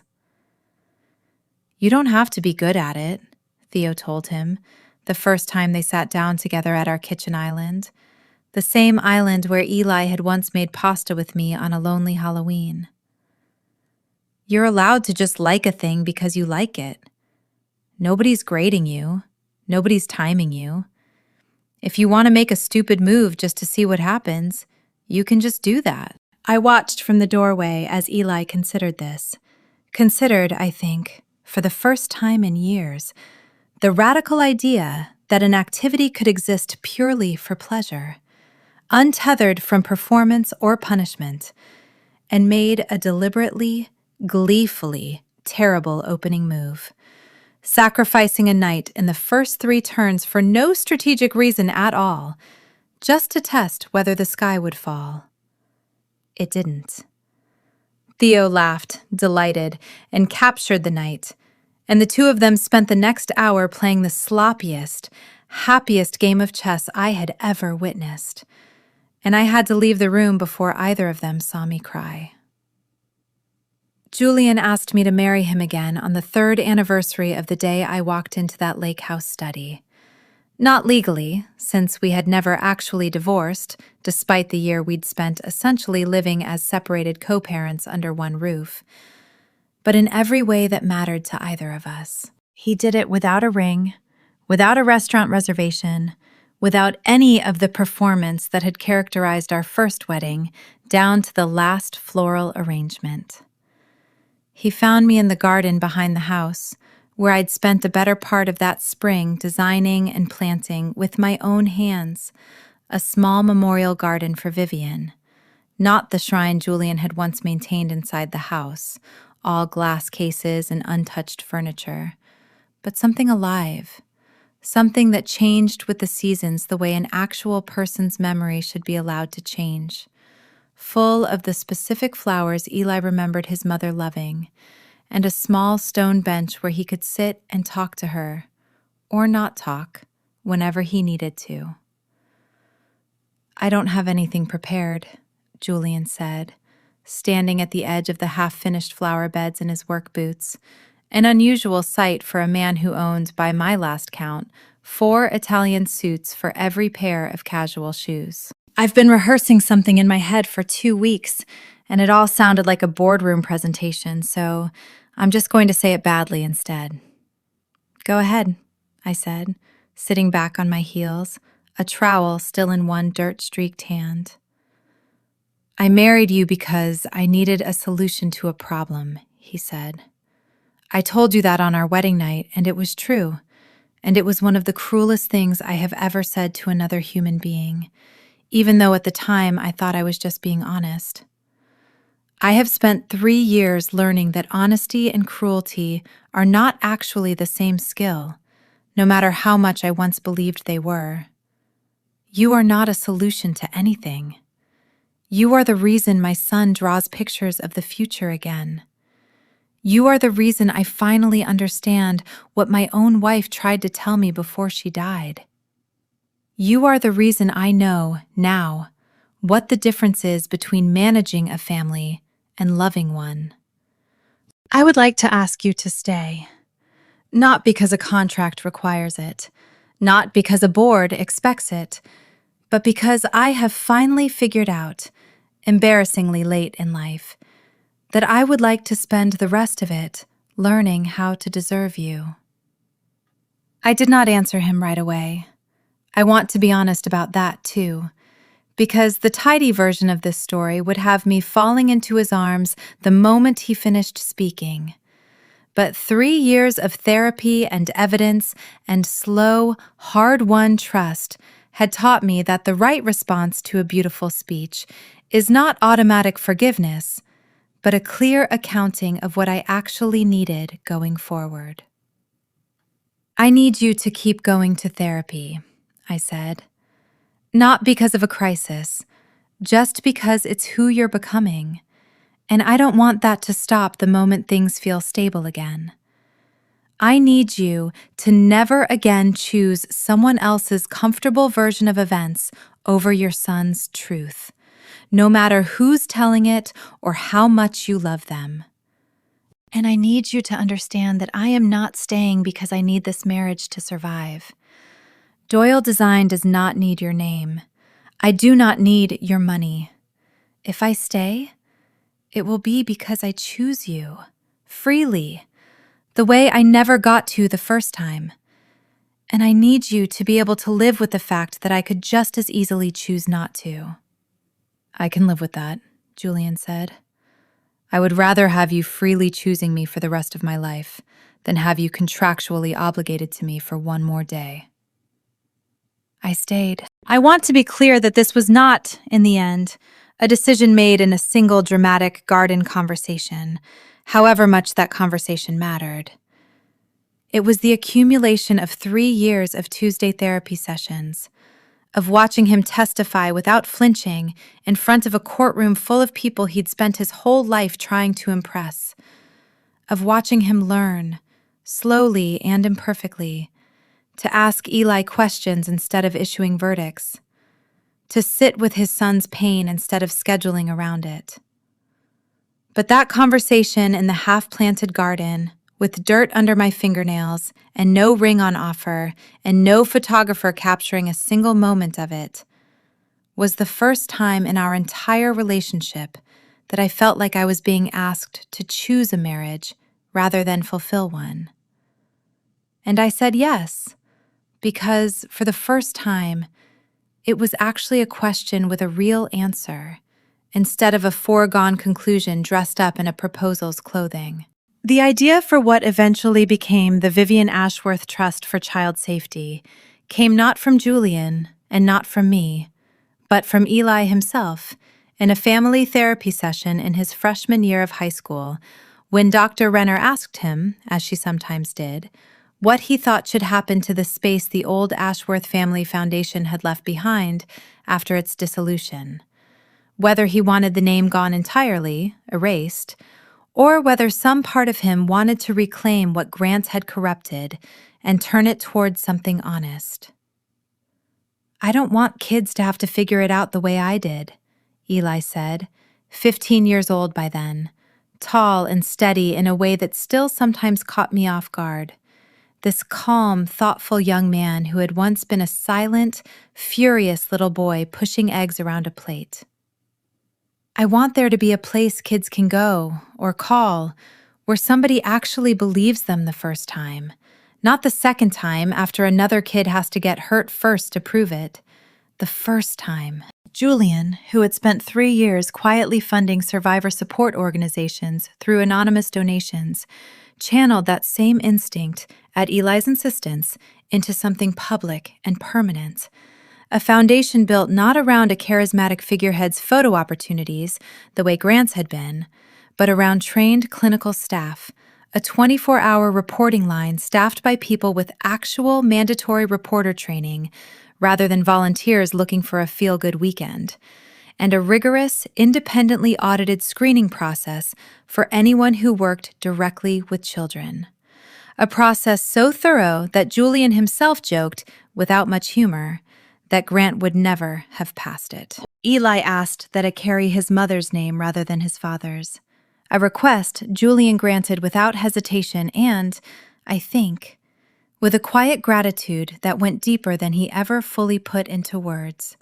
A chance, finally, to honor Vivian not as a preserved, untouchable ghost in a museum of a house, but as a mother whose instincts about her own son had been right, whose warning had gone unheeded, and whose memory could now, through her son's insistence, actually protect other children the way she had tried and failed to protect her own. I designed the Trust's first physical office myself, a small, warm, deliberately unintimidating space in downtown Millbrook, with soft lighting and comfortable furniture, and absolutely nothing that resembled an institutional waiting room.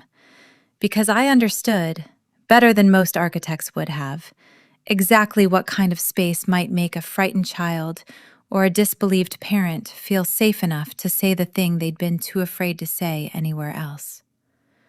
It was, I think, the proudest professional work of my life, more than any award Doyle Design would go on to win in the years that followed, because I built it not for a client's aesthetic preference, but for a purpose I understood in my bones, from the inside, in a way no design brief could ever fully capture. The Trust had been operating for 2 years and had already, by its own careful internal accounting, helped identify and remove 4 abusive coaches, tutors, and mentors from positions of access to children across the county, when the letter arrived that I had been quietly dreading since the day of Grant's original sentencing. Notice of his first parole hearing, 7 years into his 14-year sentence, the earliest date New York law allowed him to petition for release. I will not pretend that letter did not frighten me. 7 years is a long time for a community's memory to soften, for a well-funded legal team to construct a narrative of rehabilitation and remorse polished enough to move a parole board inclined, as parole boards often are, to give weight to good behavior and expressed contrition over the specifics of what a person had actually done to earn their sentence in the first place. Rosalind, who had stayed on as our family's attorney long past the original case, warned us that parole hearings favor the petitioner in ways that criminal trials do not. That Grant's attorneys would almost certainly present a portrait of a changed, remorseful man, and that our best defense was the same thing that had convicted him in the first place: the voices of the people he had hurt, speaking directly and unflinchingly to what his crimes had actually cost them. Theo Martinez, 26 by then, and working as a middle school counselor specifically, he told me once, because he wanted to be the adult who noticed the things nobody had noticed for him, agreed without a single moment of hesitation to submit a victim impact statement for the parole hearing. So did 2 of the other 3 survivors who had come forward during the original trial. And Eli, 17 years old, 3 months from his high school graduation, sat me and Julian down at the kitchen island, the same island, always that same island. The true center of gravity in that house, no matter how many other rooms it contained, and told us, with a calm that startled both of us, that he intended to write a statement too. "You don't have to," Julian said immediately. "Eli, you have built a whole life that isn't about him anymore. You don't owe the parole board a single word." "I know I don't owe him anything," Eli said. "I'm not doing it for him. I'm doing it because there might be some other kid out there right now, in some other lake house, with some other uncle. And if there's any chance my statement is the thing that keeps that door closed a little longer, then I want to be the one who writes it. Not because I'm scared of him anymore, but because I'm not. The parole hearing was held in a plain, fluorescent-lit room in a correctional facility 2 hours north of Millbrook. Nothing like the wood-paneled gravity of the courtroom where Grant had been convicted 7 years earlier. A smaller, more bureaucratic space that somehow made the stakes feel even higher rather than lower, as though justice itself had been reduced to a folding table and 3 tired-looking board members deciding a man's future release between their morning coffee and their lunch break. Grant looked older than I expected. Grayer, thinner in a way prison does to men who have spent their whole lives believing their comfort was guaranteed. And when his attorney stood to present his case for release, the portrait she painted was exactly the one Rosalind had warned us to expect. A model inmate, a man who had completed every available program, who had, in the words of his own submitted statement, spent 7 years in profound reflection, and had come to understand, with what his attorney called genuine remorse, the harm he had caused. Mr. Ashworth has expressed deep regret, his attorney told the board, and asks only for the opportunity, in whatever years he has remaining, to demonstrate that a person is not defined solely by the worst chapter of their life. Grant himself spoke next, his voice steadier than I remembered it, more practiced, and I understood, watching him, that even 7 years in prison had not entirely stripped away the same instinct for performance that had once fooled an entire town into voting him Man of the Year. The same calm, warm, reasonable cadence he had once used to instruct a 10-year-old to remove his own belt, now repurposed into an appeal for his own freedom. I have had a great deal of time to think about the pain I caused, he said, looking not at the board, but deliberately, I thought, at the small gallery of chairs where our family sat. I loved those boys. I want that understood. Whatever mistakes I made and how I expressed discipline, they came from a place of wanting them to succeed, to be strong, in ways I felt their own fathers had failed to teach them. I am not the same man who— You are exactly the same man, Theo said, when it came his turn to speak, his voice carrying across that small fluorescent room with a steadiness that made me proud enough to cry.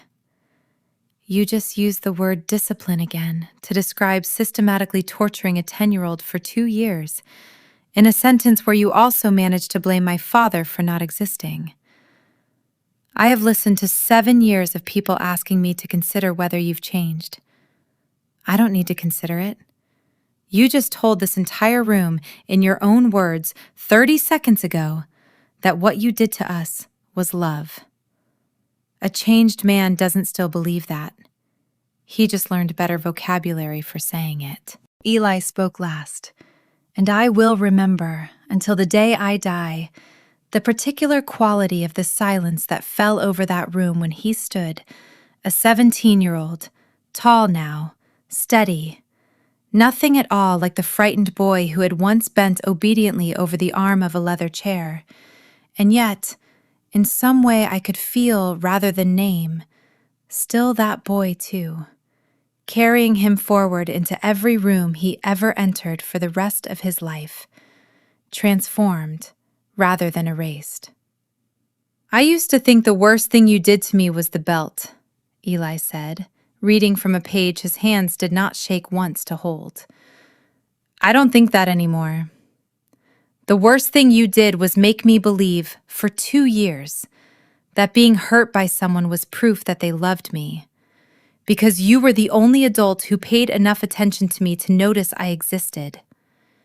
You didn't just hurt my body. You tried to teach a grieving kid that pain and love were the same thing. And it has taken me 7 years of very hard work to unlearn that lesson, well enough to let the people who actually love me get close without flinching. I am not here today because I'm afraid of you. I stopped being afraid of you a long time ago. I'm here because there might be another kid somewhere who hasn't had 7 years of therapy yet, who hasn't had a stepmother who broke down a door, who hasn't had a family that finally, eventually, chose to believe him. I'm asking you to keep him locked up for that kid, not for me. I'm already free. The parole board deliberated for 11 minutes.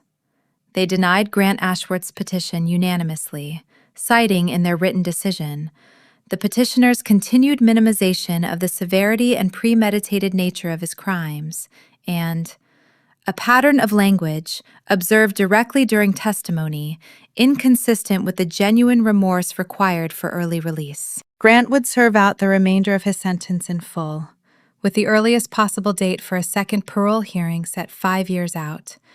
5 more years at minimum that other children would never have to spend within his reach. We drove home in near total silence, the good kind, the kind that settles over a car after something enormous and terrible has finally, actually ended rather than merely paused. And it was Eli, staring out the window at the passing hills, who finally spoke. I keep waiting to feel something bigger than I do, he said. I thought I'd feel triumphant or something. Mostly I just feel tired. Good tired, though. Like after you finish something really hard. That sounds about right, I said, and reached back to squeeze his hand, and he let me, the way he had learned, slowly and against every early instinct, that letting someone hold your hand did not have to mean surrendering anything at all. Eli's high school graduation, 3 months after the parole hearing, was a small, ordinary, beautiful thing. And I have come to believe that the ordinariness of it was its own kind of miracle, the culmination of everything we had fought for without ever quite naming it that way. He walked across a gymnasium stage under fluorescent lights, not so different from the ones in that parole hearing room, in a cap that sat slightly crooked no matter how many times he adjusted it. And when they called his name, Eli Ashworth, National Merit Scholar, headed in the fall to study astrophysics at a small liberal arts college 2 states away that had offered him, among other things, access to a research-grade observatory he had toured with an excitement I had not seen in him since the earliest days of his stargazing obsession. I stood up in the bleachers, along with Julian, along with my own parents, along with Theo, who had driven 3 hours to be there, and I cried the way I had not let myself cry even at that first breakthrough moment in the lake house study, because grief, I had learned by then, and joy, apparently, require entirely different plumbing. My father, seated beside me, gripped my hand hard enough to hurt during the ceremony, and afterward, finding me alone for a moment near the parking lot while Julian and Eli posed for photographs with his diploma, he said the thing I think he had been wanting to say to me for 8 years and had never quite found the courage or the right moment to. I sold you into that marriage, he said, his voice thick. I have never stopped feeling sick about it, even after everything turned out. I don't even know what word to use. Well, it didn't turn out well, exactly. It turned out true, I suppose. But I need you to know I understand what I did, and I am sorry for every single day of it. You didn't sell me, Dad, I said, and meant it more completely than I could have predicted, even a few years earlier, when the wound of that deal had still felt fresh enough to define everything else in my life. You made a desperate choice in a desperate year, and it happened to put me in the exact place where I was needed most, even though none of us could have known that at the time. I don't excuse what it cost either of us. But I'm not the same person that deal was made to sell, and I haven't been for a long time. Whatever I am now, I built myself, on the other side of it. You don't get to carry that guilt for me anymore. I've put it down. You should too." He cried harder at that than he had at the ceremony itself, and I held my father in a high school parking lot the way I had once, years earlier, held a terrified 10-year-old on the floor of a leather-chaired study, understanding, in both moments, that some wounds only close when someone finally says the thing out loud that everyone involved has been too afraid to name. Doyle Design by that point had grown into something my younger self, sketching floor plans in a cramped Cornell dorm room, would not have recognized as possible. 11 employees, a genuine reputation across the tri-state area, and, that same spring, a feature in a national design publication for a series of trauma-informed community spaces we had begun developing in partnership, unsurprisingly, with the Vivian Ashworth Trust. Waiting rooms and interview spaces for children's advocacy centers across 4 counties, each one built on the same principle I had discovered, almost by accident, designing the Trust's very first office, that architecture itself could either reinforce a child's fear or gently, deliberately dismantle it, and that the difference lived in details most designers never thought to consider at all. "You built a career out of making rooms safe," Julian said to me once, reading the article over my shoulder at the kitchen island, the same island where we had, over so many years, built and rebuilt so much of what actually mattered in that house. "I think that might be the truest thing anyone's ever said about you. And I don't think it's an accident that it started the week you decided our own house needed to become one." We drove Eli to college on a bright, cool morning in late August, his belongings packed into the back of Julian's car with the same careful, methodical precision Eli had once brought to arranging chess pieces. And I remember standing in the doorway of his new dorm room, watching him arrange his desk, a small telescope, a framed photograph of his mother laughing with her arms around a much younger version of him, and beside it, a second frame holding a photo none of us had taken deliberately, but that Julian's assistant had snapped almost by accident at Eli's graduation. The 3 of us, Julian, Eli, and me, laughing at something lost to memory now, caught in a moment of entirely unguarded, uncomplicated happiness. "2 frames," I said, nodding at his desk. "Feels familiar." He looked up at me, and something passed over his face that I recognized instantly. The same shy, sideways expression from the night he'd handed me a clumsily wrapped ornament years ago. In a memory that belonged, I realized with a small jolt, to a story I had not actually lived, but had somehow absorbed so completely from every version of this kind of family's healing that it felt like my own. "I used to think I only had room for one," he said. "I used to think loving you meant forgetting her. I don't think that anymore. I think I just have more people to love than I thought I was allowed to have." I did not trust myself to answer that without falling apart entirely in the middle of a dormitory hallway, crowded with other families' tearful goodbyes. So I simply hugged him, and he let me, the way he had learned, over 8 long and difficult and ultimately triumphant years, that being held by someone who loved him did not have to cost him anything at all. Julian and I drove home in a silence that had, by then, become one of the most comfortable places either of us knew how to occupy. No longer the frozen, transactional silence of that very first year, nor even the careful, watchful silence of the years of rebuilding, but something settled and easy. The silence of 2 people who had, against every reasonable expectation set by the terms of their own beginning, actually built a life worth sharing. "Empty nest," Julian said finally, somewhere around the halfway point of the drive, a note of something almost like wonder in his voice. I never let myself imagine getting to feel sad about this. For the first few years, I never let myself imagine any of it. A graduation, a dorm room, an empty nest, a boy who calls me just to talk instead of because he needs something managed. I spent so long treating fatherhood like a liability to be minimized that I never once considered I might eventually grieve the ordinary, boring milestone of my own son growing up and moving on. I get to be sad about something completely normal. Do you know what a gift that is, after everything? I do, I said, and reached across the console for his hand. The same gesture Eli had once let me offer him in the car after a parole hearing.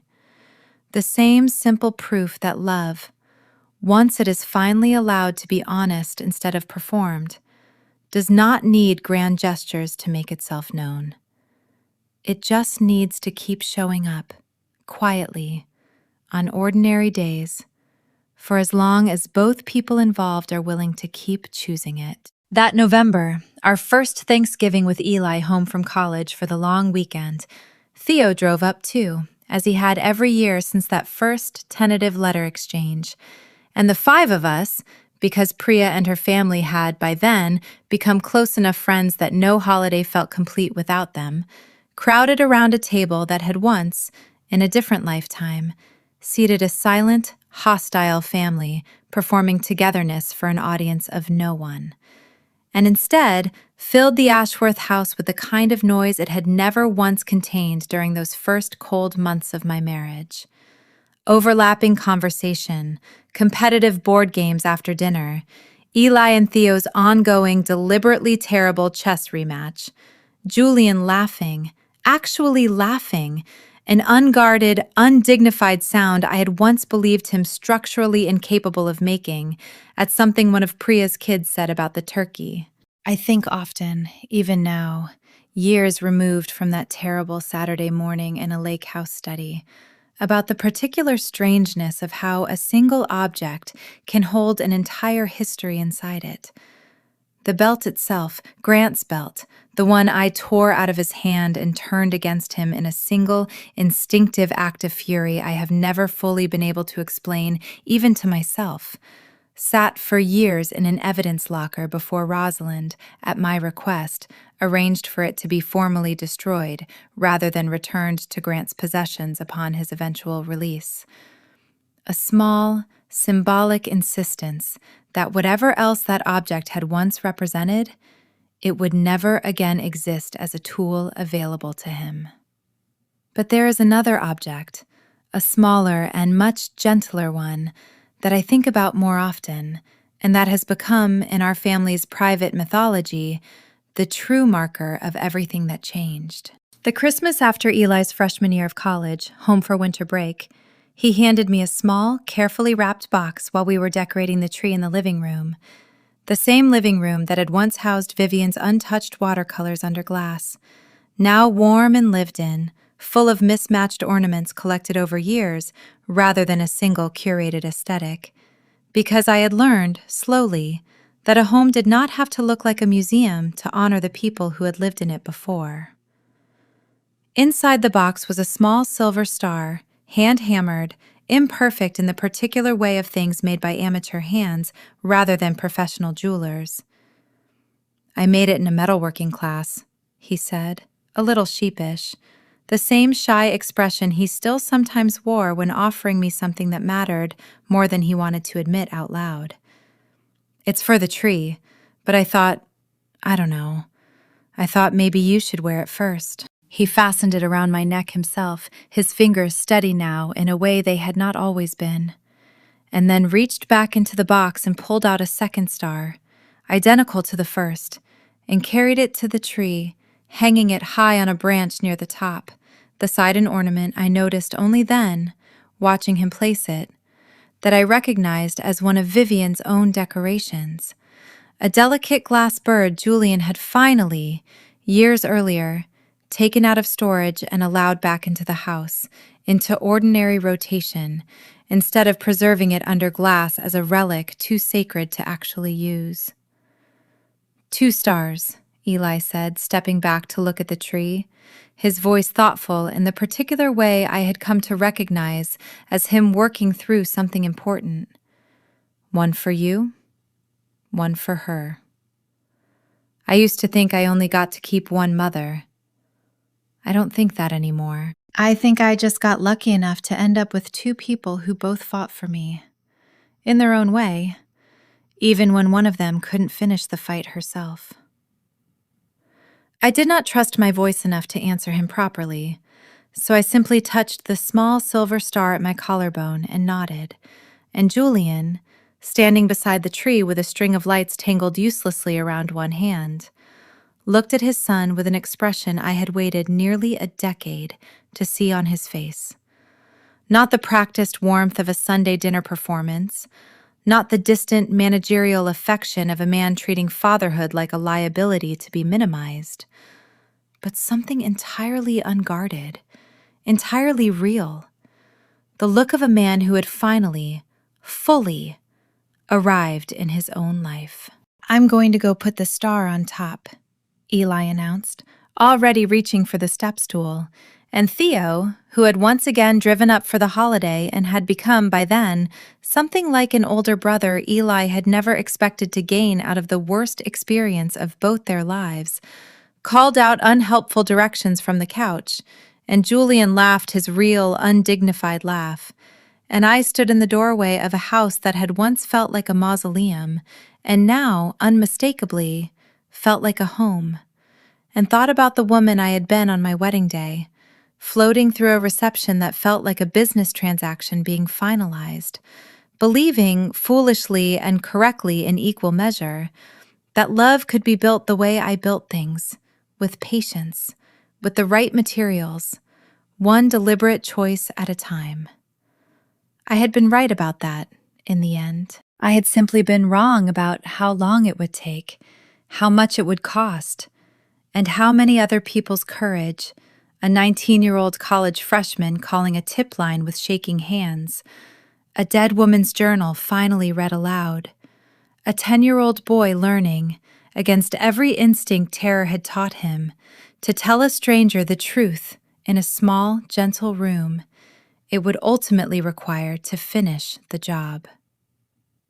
People sometimes ask me, when they learn even a fraction of this story, and it does still come up, occasionally, usually when someone recognizes the Ashworth name from an old news article and works up the nerve to ask a delicate question at a dinner party, whether I regret the years I spent married to a man who could not, at least at first, believe me over his own brother. It is a fair question, and I have turned it over more times than I can count, and I have come to an answer that satisfies me, even if it might not satisfy someone looking for a simpler moral. I do not regret staying to fight for Eli. I do regret, deeply, that I ever had to fight that hard to be believed about something a child was already trying, in his own frightened, silent way, to tell every adult around him. I think about Vivian's journal more than almost anything else from that entire ordeal. A mother, desperate and dismissed, documenting her own instincts in private because she had no other way to make them count, hoping, in the last weeks of a life she did not know was ending, that someone, someday, would finally read her words and understand that she had tried. I think about how many other families, without a recording device and a private investigator and an attorney willing to take on a well-connected predator, never get the chance that we eventually did. How many Theos never find their way to a tip line? How many Elis are told, by fathers who love them but cannot bear to look directly at their own failure, that what happened to them wasn't a big deal, that they must have fallen, that everything is fine. That is why the trust exists. That is why I still, years later, walk through its small, deliberately unintimidating rooms every few months, checking the light fixtures, adjusting the seating, making sure that anyone who walks through those doors, a frightened kid, a disbelieved parent, a caseworker running out of both patience and resources, finds a space built specifically to make the truth easier to say out loud than the silence had ever been. Julian and I are, all these years later, still married. Not because a contract requires it, and not, any longer, because either of us is managing an appearance for anyone else's benefit, but because we have both, slowly and at real cost, learned how to be honest with each other in a way neither of us knew how to attempt on our wedding day. He still goes to therapy. I still run Doyle Design, which now employs 14 people and has a waiting list 8 months long, built entirely on work I chose for myself, under a name that has only ever belonged to me. Eli graduated with honors, is halfway through a doctoral program studying exoplanet atmospheres at a university 2,000 miles away, and calls most Sundays, not because he needs anything managed, but because, he told me once, slightly embarrassed by his own sentimentality, he likes hearing our voices. Grant remains in prison. His second parole hearing is still years away, and I have already told Rosalind that our family, all of us, Eli included if he chooses, though I will never again let anyone make that choice feel obligatory rather than freely offered, intends to be there, again, saying the truth out loud for as long as it takes. I think, in the end, about that first night in the town car, when Julian told me not to pretend to feel something neither of us felt yet, and I think about how completely wrong he was. Not about the marriage we were entering, which really was, at the start, exactly the cold transaction he described, but about the idea that feelings could not be built where none had existed before. I built a career that way. I built a relationship with a hostile, grieving little boy that way. I built, eventually, alongside a man who had to lose almost everything he thought he valued before he understood what actually mattered. A marriage that finally deserved the word, one deliberate, unglamorous choice at a time, on the days it would have been so much easier not to make them. If there is a single thing I would want anyone hearing this story to carry away with them, it would be this: believe the child. Believe them the first time, before the second child has to get hurt to prove it. Before a mother has to write her fears into a private journal because no one in her own house will hear them out loud. A flinch is not nothing. A silence is not nothing. A boy who says he's getting better at not messing up is telling you something urgent in the only language fear has left him.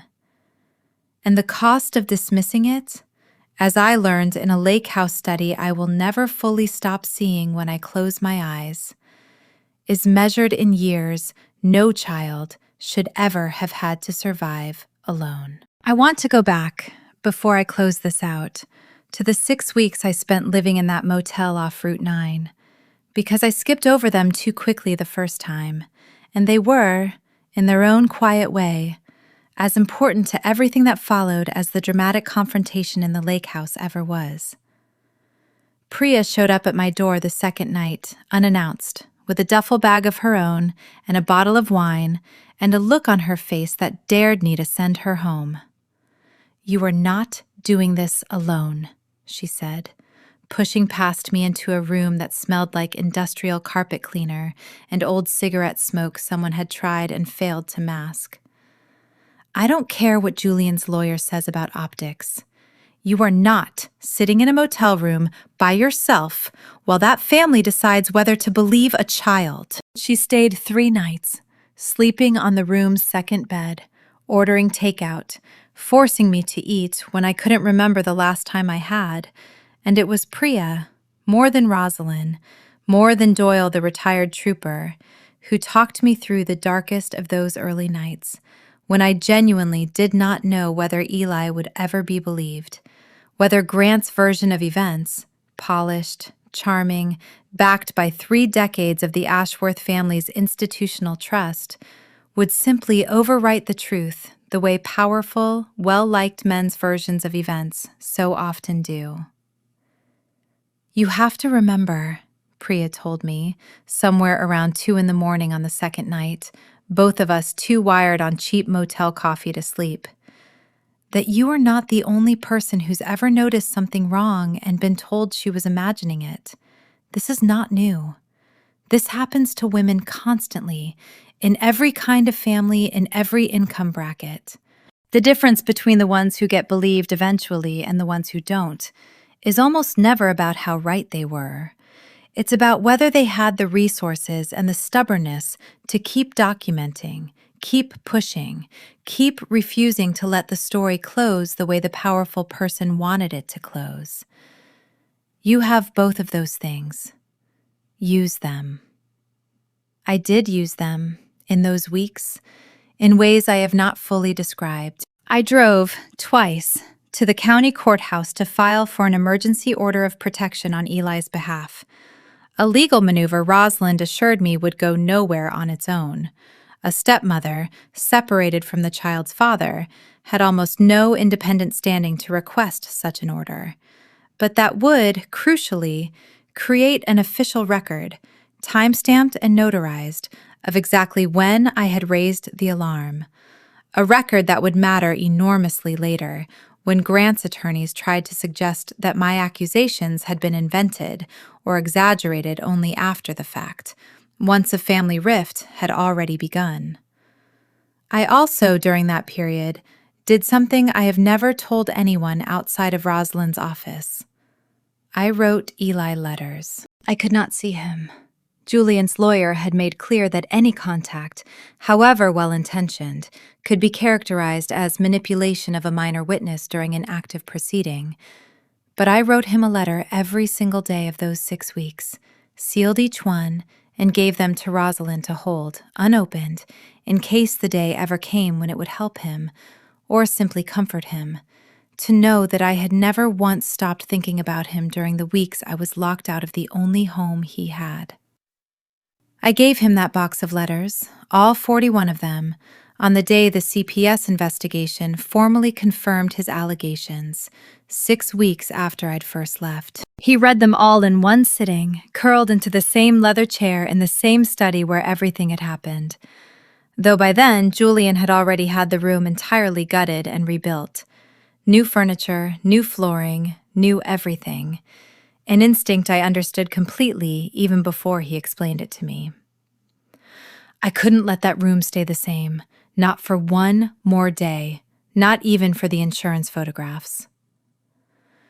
When Eli finished the last letter, he found me in the kitchen and said only, "You wrote to me every day, even when nobody believed you." It was not quite a question, but I answered it as though it were. "Every single day," I said. "I was never going to stop, Eli. Not for one day, and not for one more minute after that, no matter how long it took for the rest of the world to catch up to what I already knew." He did not say anything else. He simply came around the counter and hugged me. The first time he had ever initiated physical affection in the entire 18 months I had known him. And I held very still, terrified of doing anything that might make him retreat, and let him decide, entirely on his own terms and in his own time, exactly how long that hug would last. The media attention, when it came, arrived in a wave I had not adequately prepared myself for, despite Rosalind's careful warnings. A prominent family, a beloved local philanthropist, a foundation dissolved overnight, it was, by the standards of a small regional news market, an enormous story. And for several weeks that winter, our family's private catastrophe became public property in a way that added its own particular kind of exhaustion to an already unbearable season.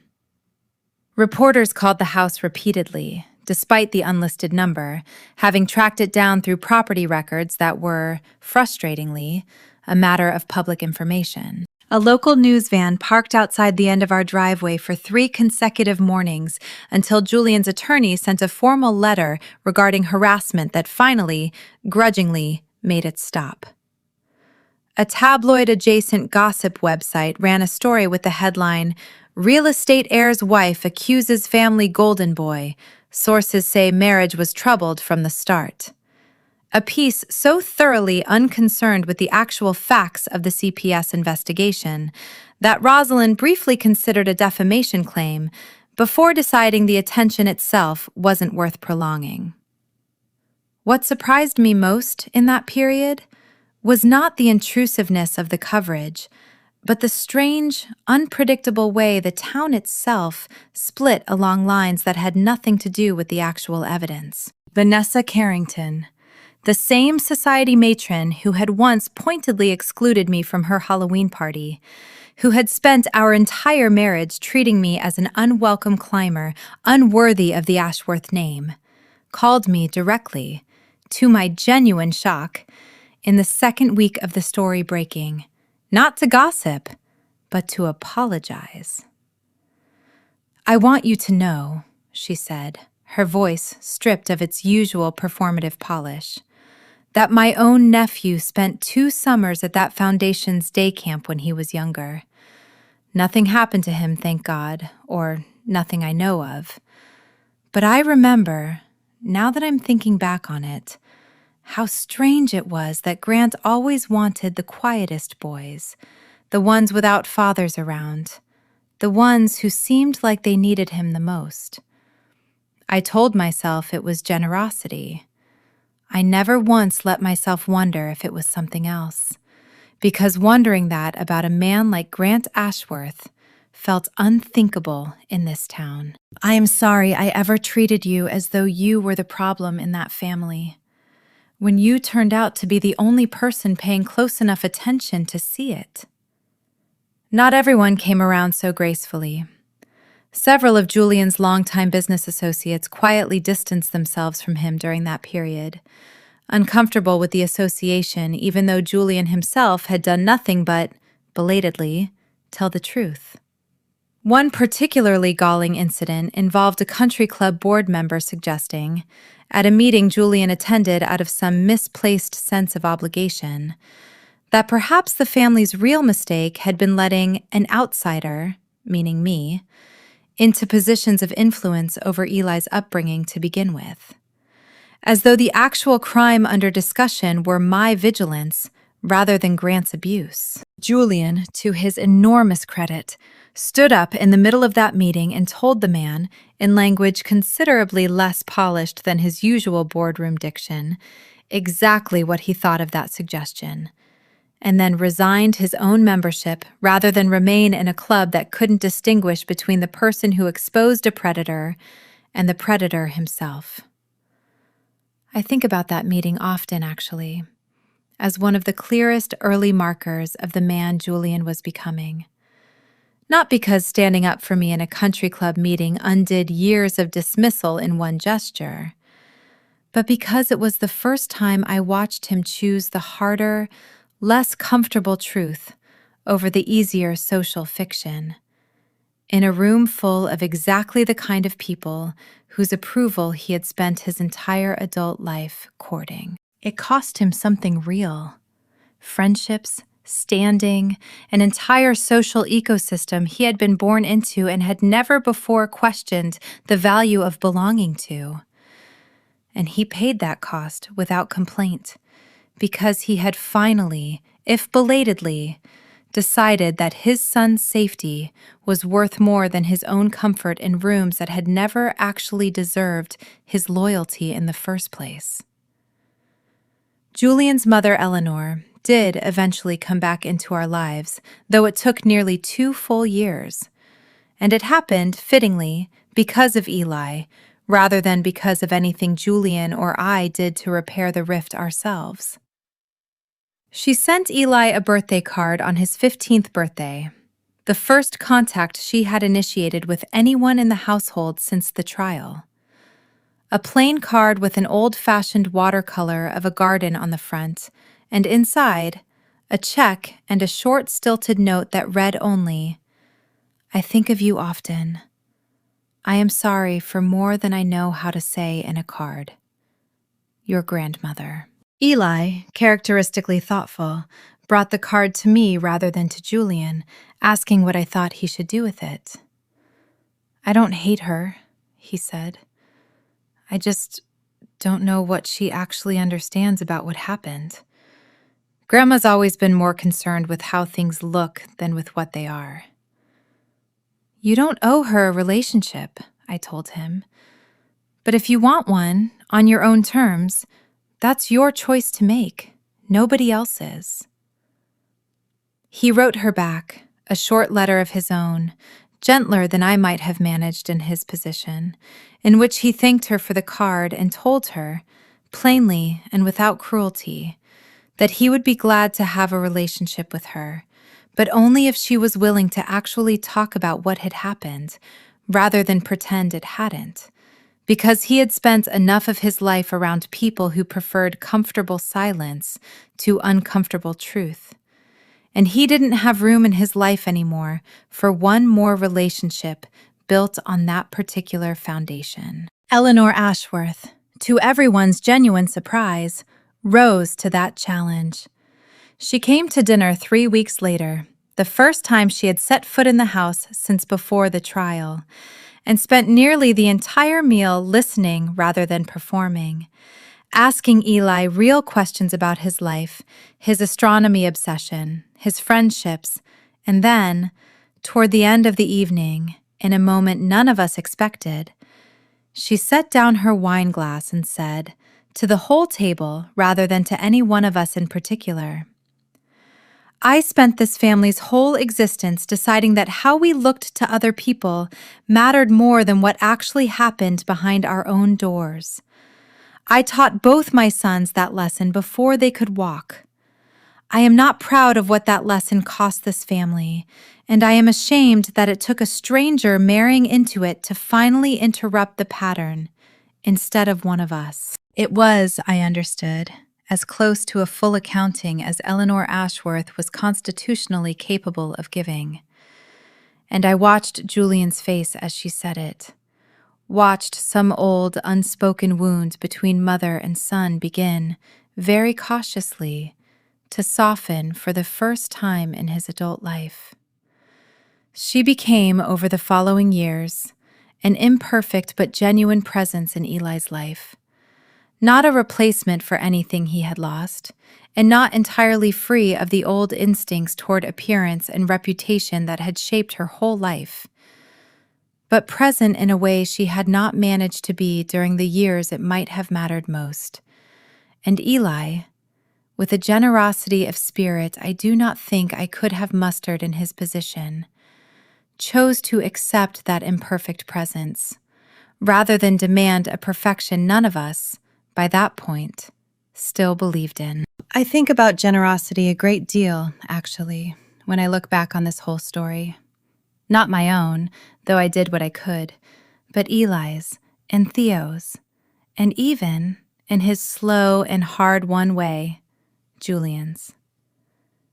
It would have been so easy, so entirely justified for any of them to close themselves off permanently after everything that happened, to decide that trust was a currency too expensive to spend again, that forgiveness was a gift the people who'd hurt or failed them had not earned and never would.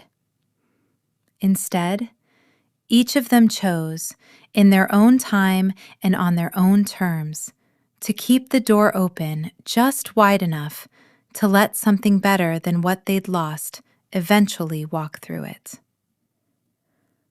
I do not think that generosity was owed to anyone.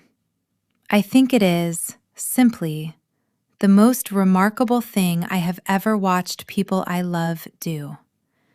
And I have tried every day since to be worthy of having witnessed it. There is one more thread I want to tie off before I let this story rest, because it is the thread that, in a strange way, taught me the most about the difference between the family I married into and the family I eventually helped build. In the 3rd year after the trial, Doyle Design was approached by a young couple, the Halversons, who wanted help converting an old carriage house on their property into a small guest cottage for the wife's aging mother. It was an unremarkable project by most measures. Modest budget, straightforward scope, nothing like the trauma-informed public spaces that had come to define the more meaningful half of my career. But something about the assignment stayed with me long after we finished it. Because of a conversation I had with the Halversons' 8-year-old son, Miles, who spent most afternoons that summer sitting on an overturned bucket in the driveway, watching our crew work with the fierce, unblinking attention that some quiet, watchful children bring to everything around them. "Are you the lady who caught the bad man?" he asked me one afternoon, out of nowhere, while I was reviewing a materials list on a clipboard.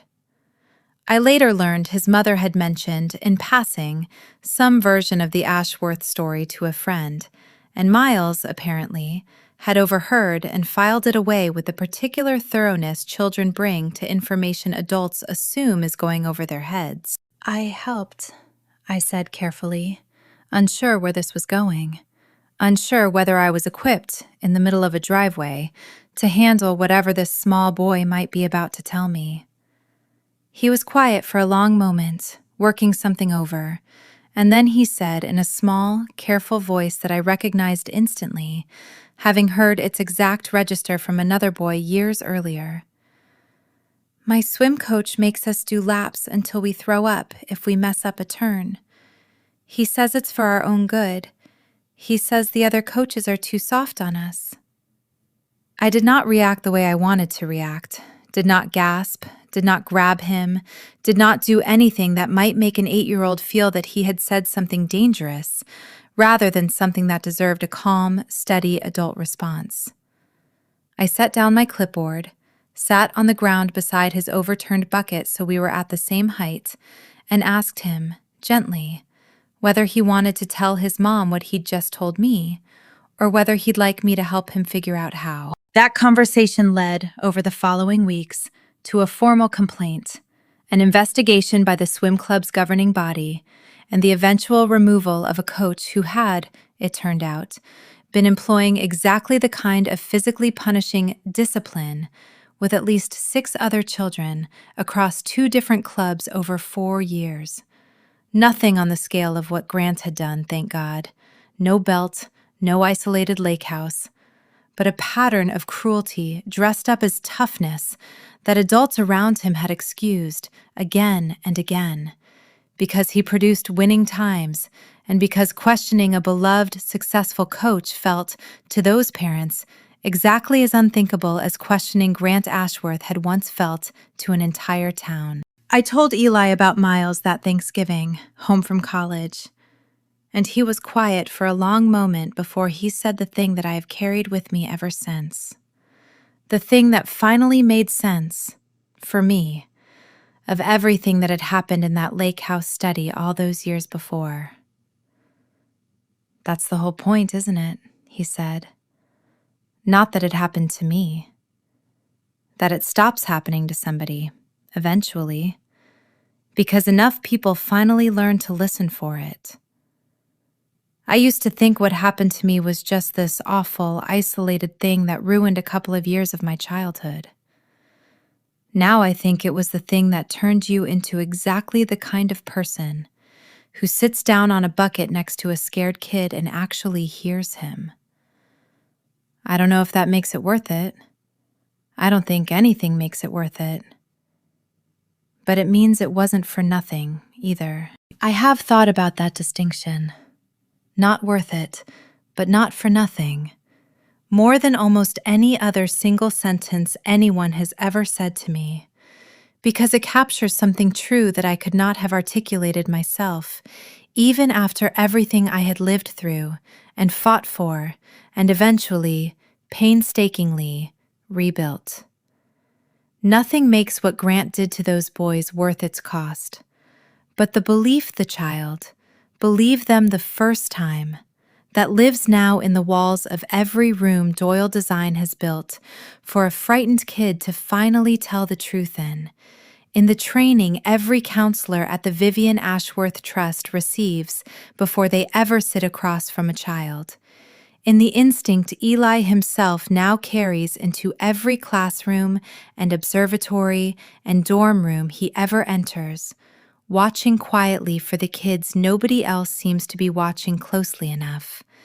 That belief did not exist, in me, in that shape, before a Saturday morning in a lake house study taught it to me the hardest way imaginable. I would not choose that lesson again if I were offered the choice.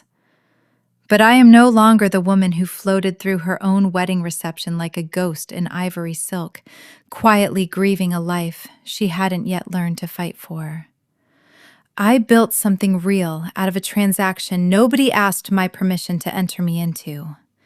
And I built it the same way I have always built everything that has ever mattered, with patience, with the right materials, one deliberate choice at a time, on the ordinary days when it would have been so much easier not to make them at all.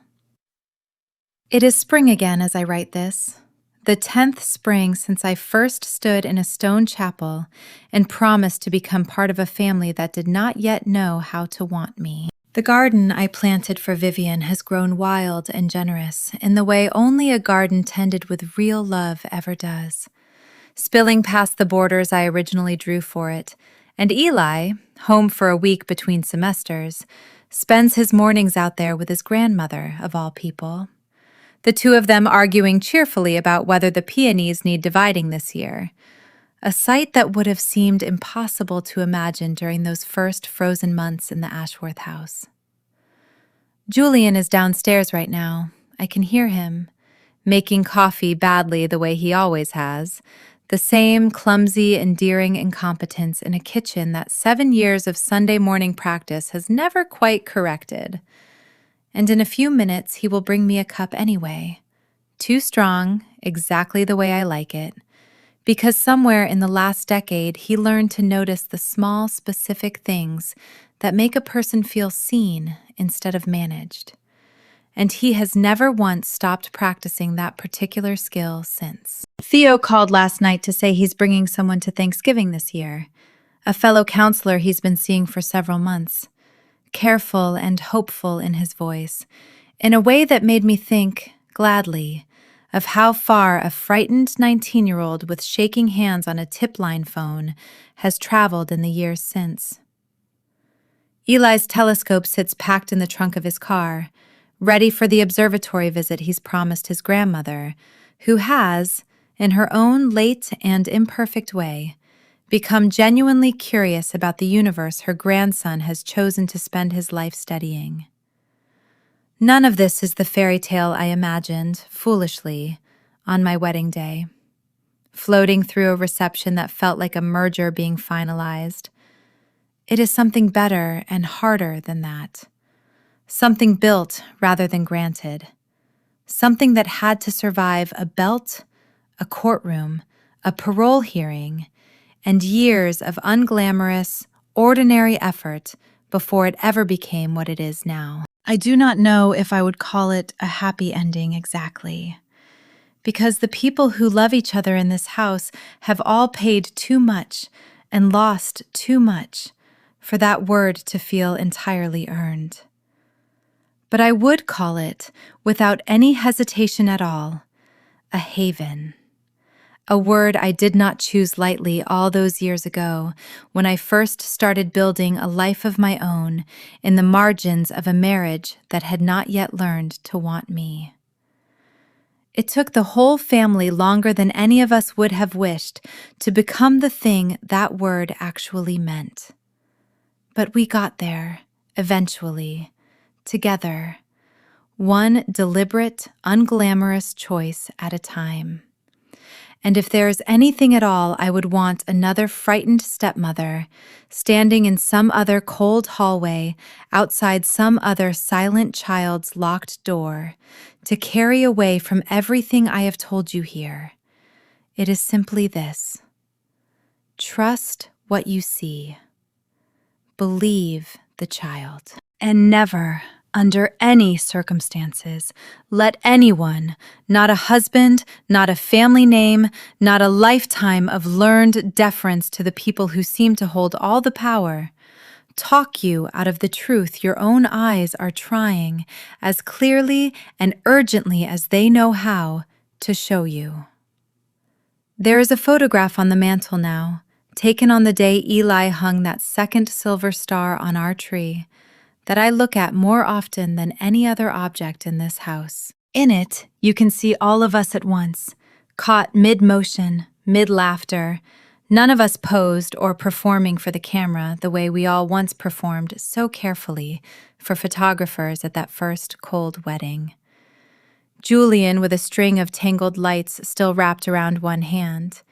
Eli halfway up a step stool with his tongue caught between his teeth in concentration. Theo shouting some useless piece of advice from the couch, and me, standing in the doorway with my own 2 stars, one on my collarbone and one still, always, somewhere in my chest.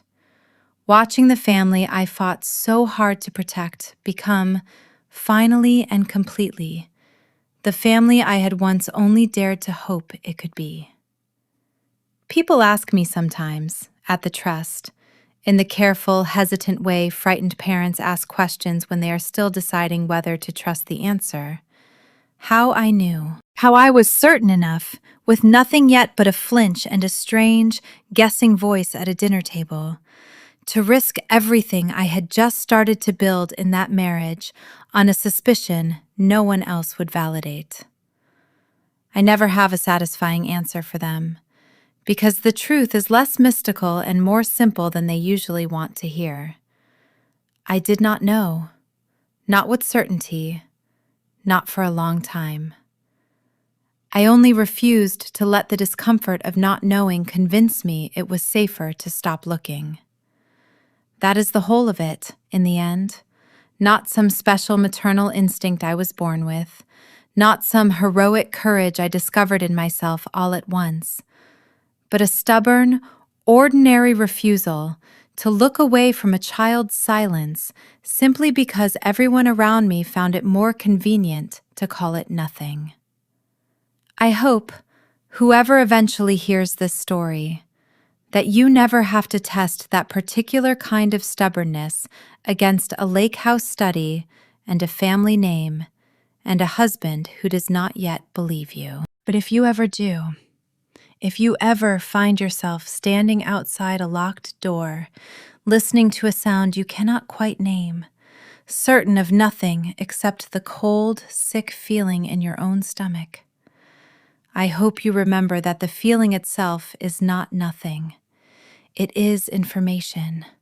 It is, very often, the only warning a frightened child knows how to give before he learns, the hard way, that no one is coming.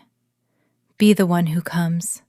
Be the one who keeps coming back, letter after letter, question after gentle question, for as long as it takes for the truth to finally feel safer to speak than the silence ever did. That is the whole of what I did. It turned out, in the end, to be enough.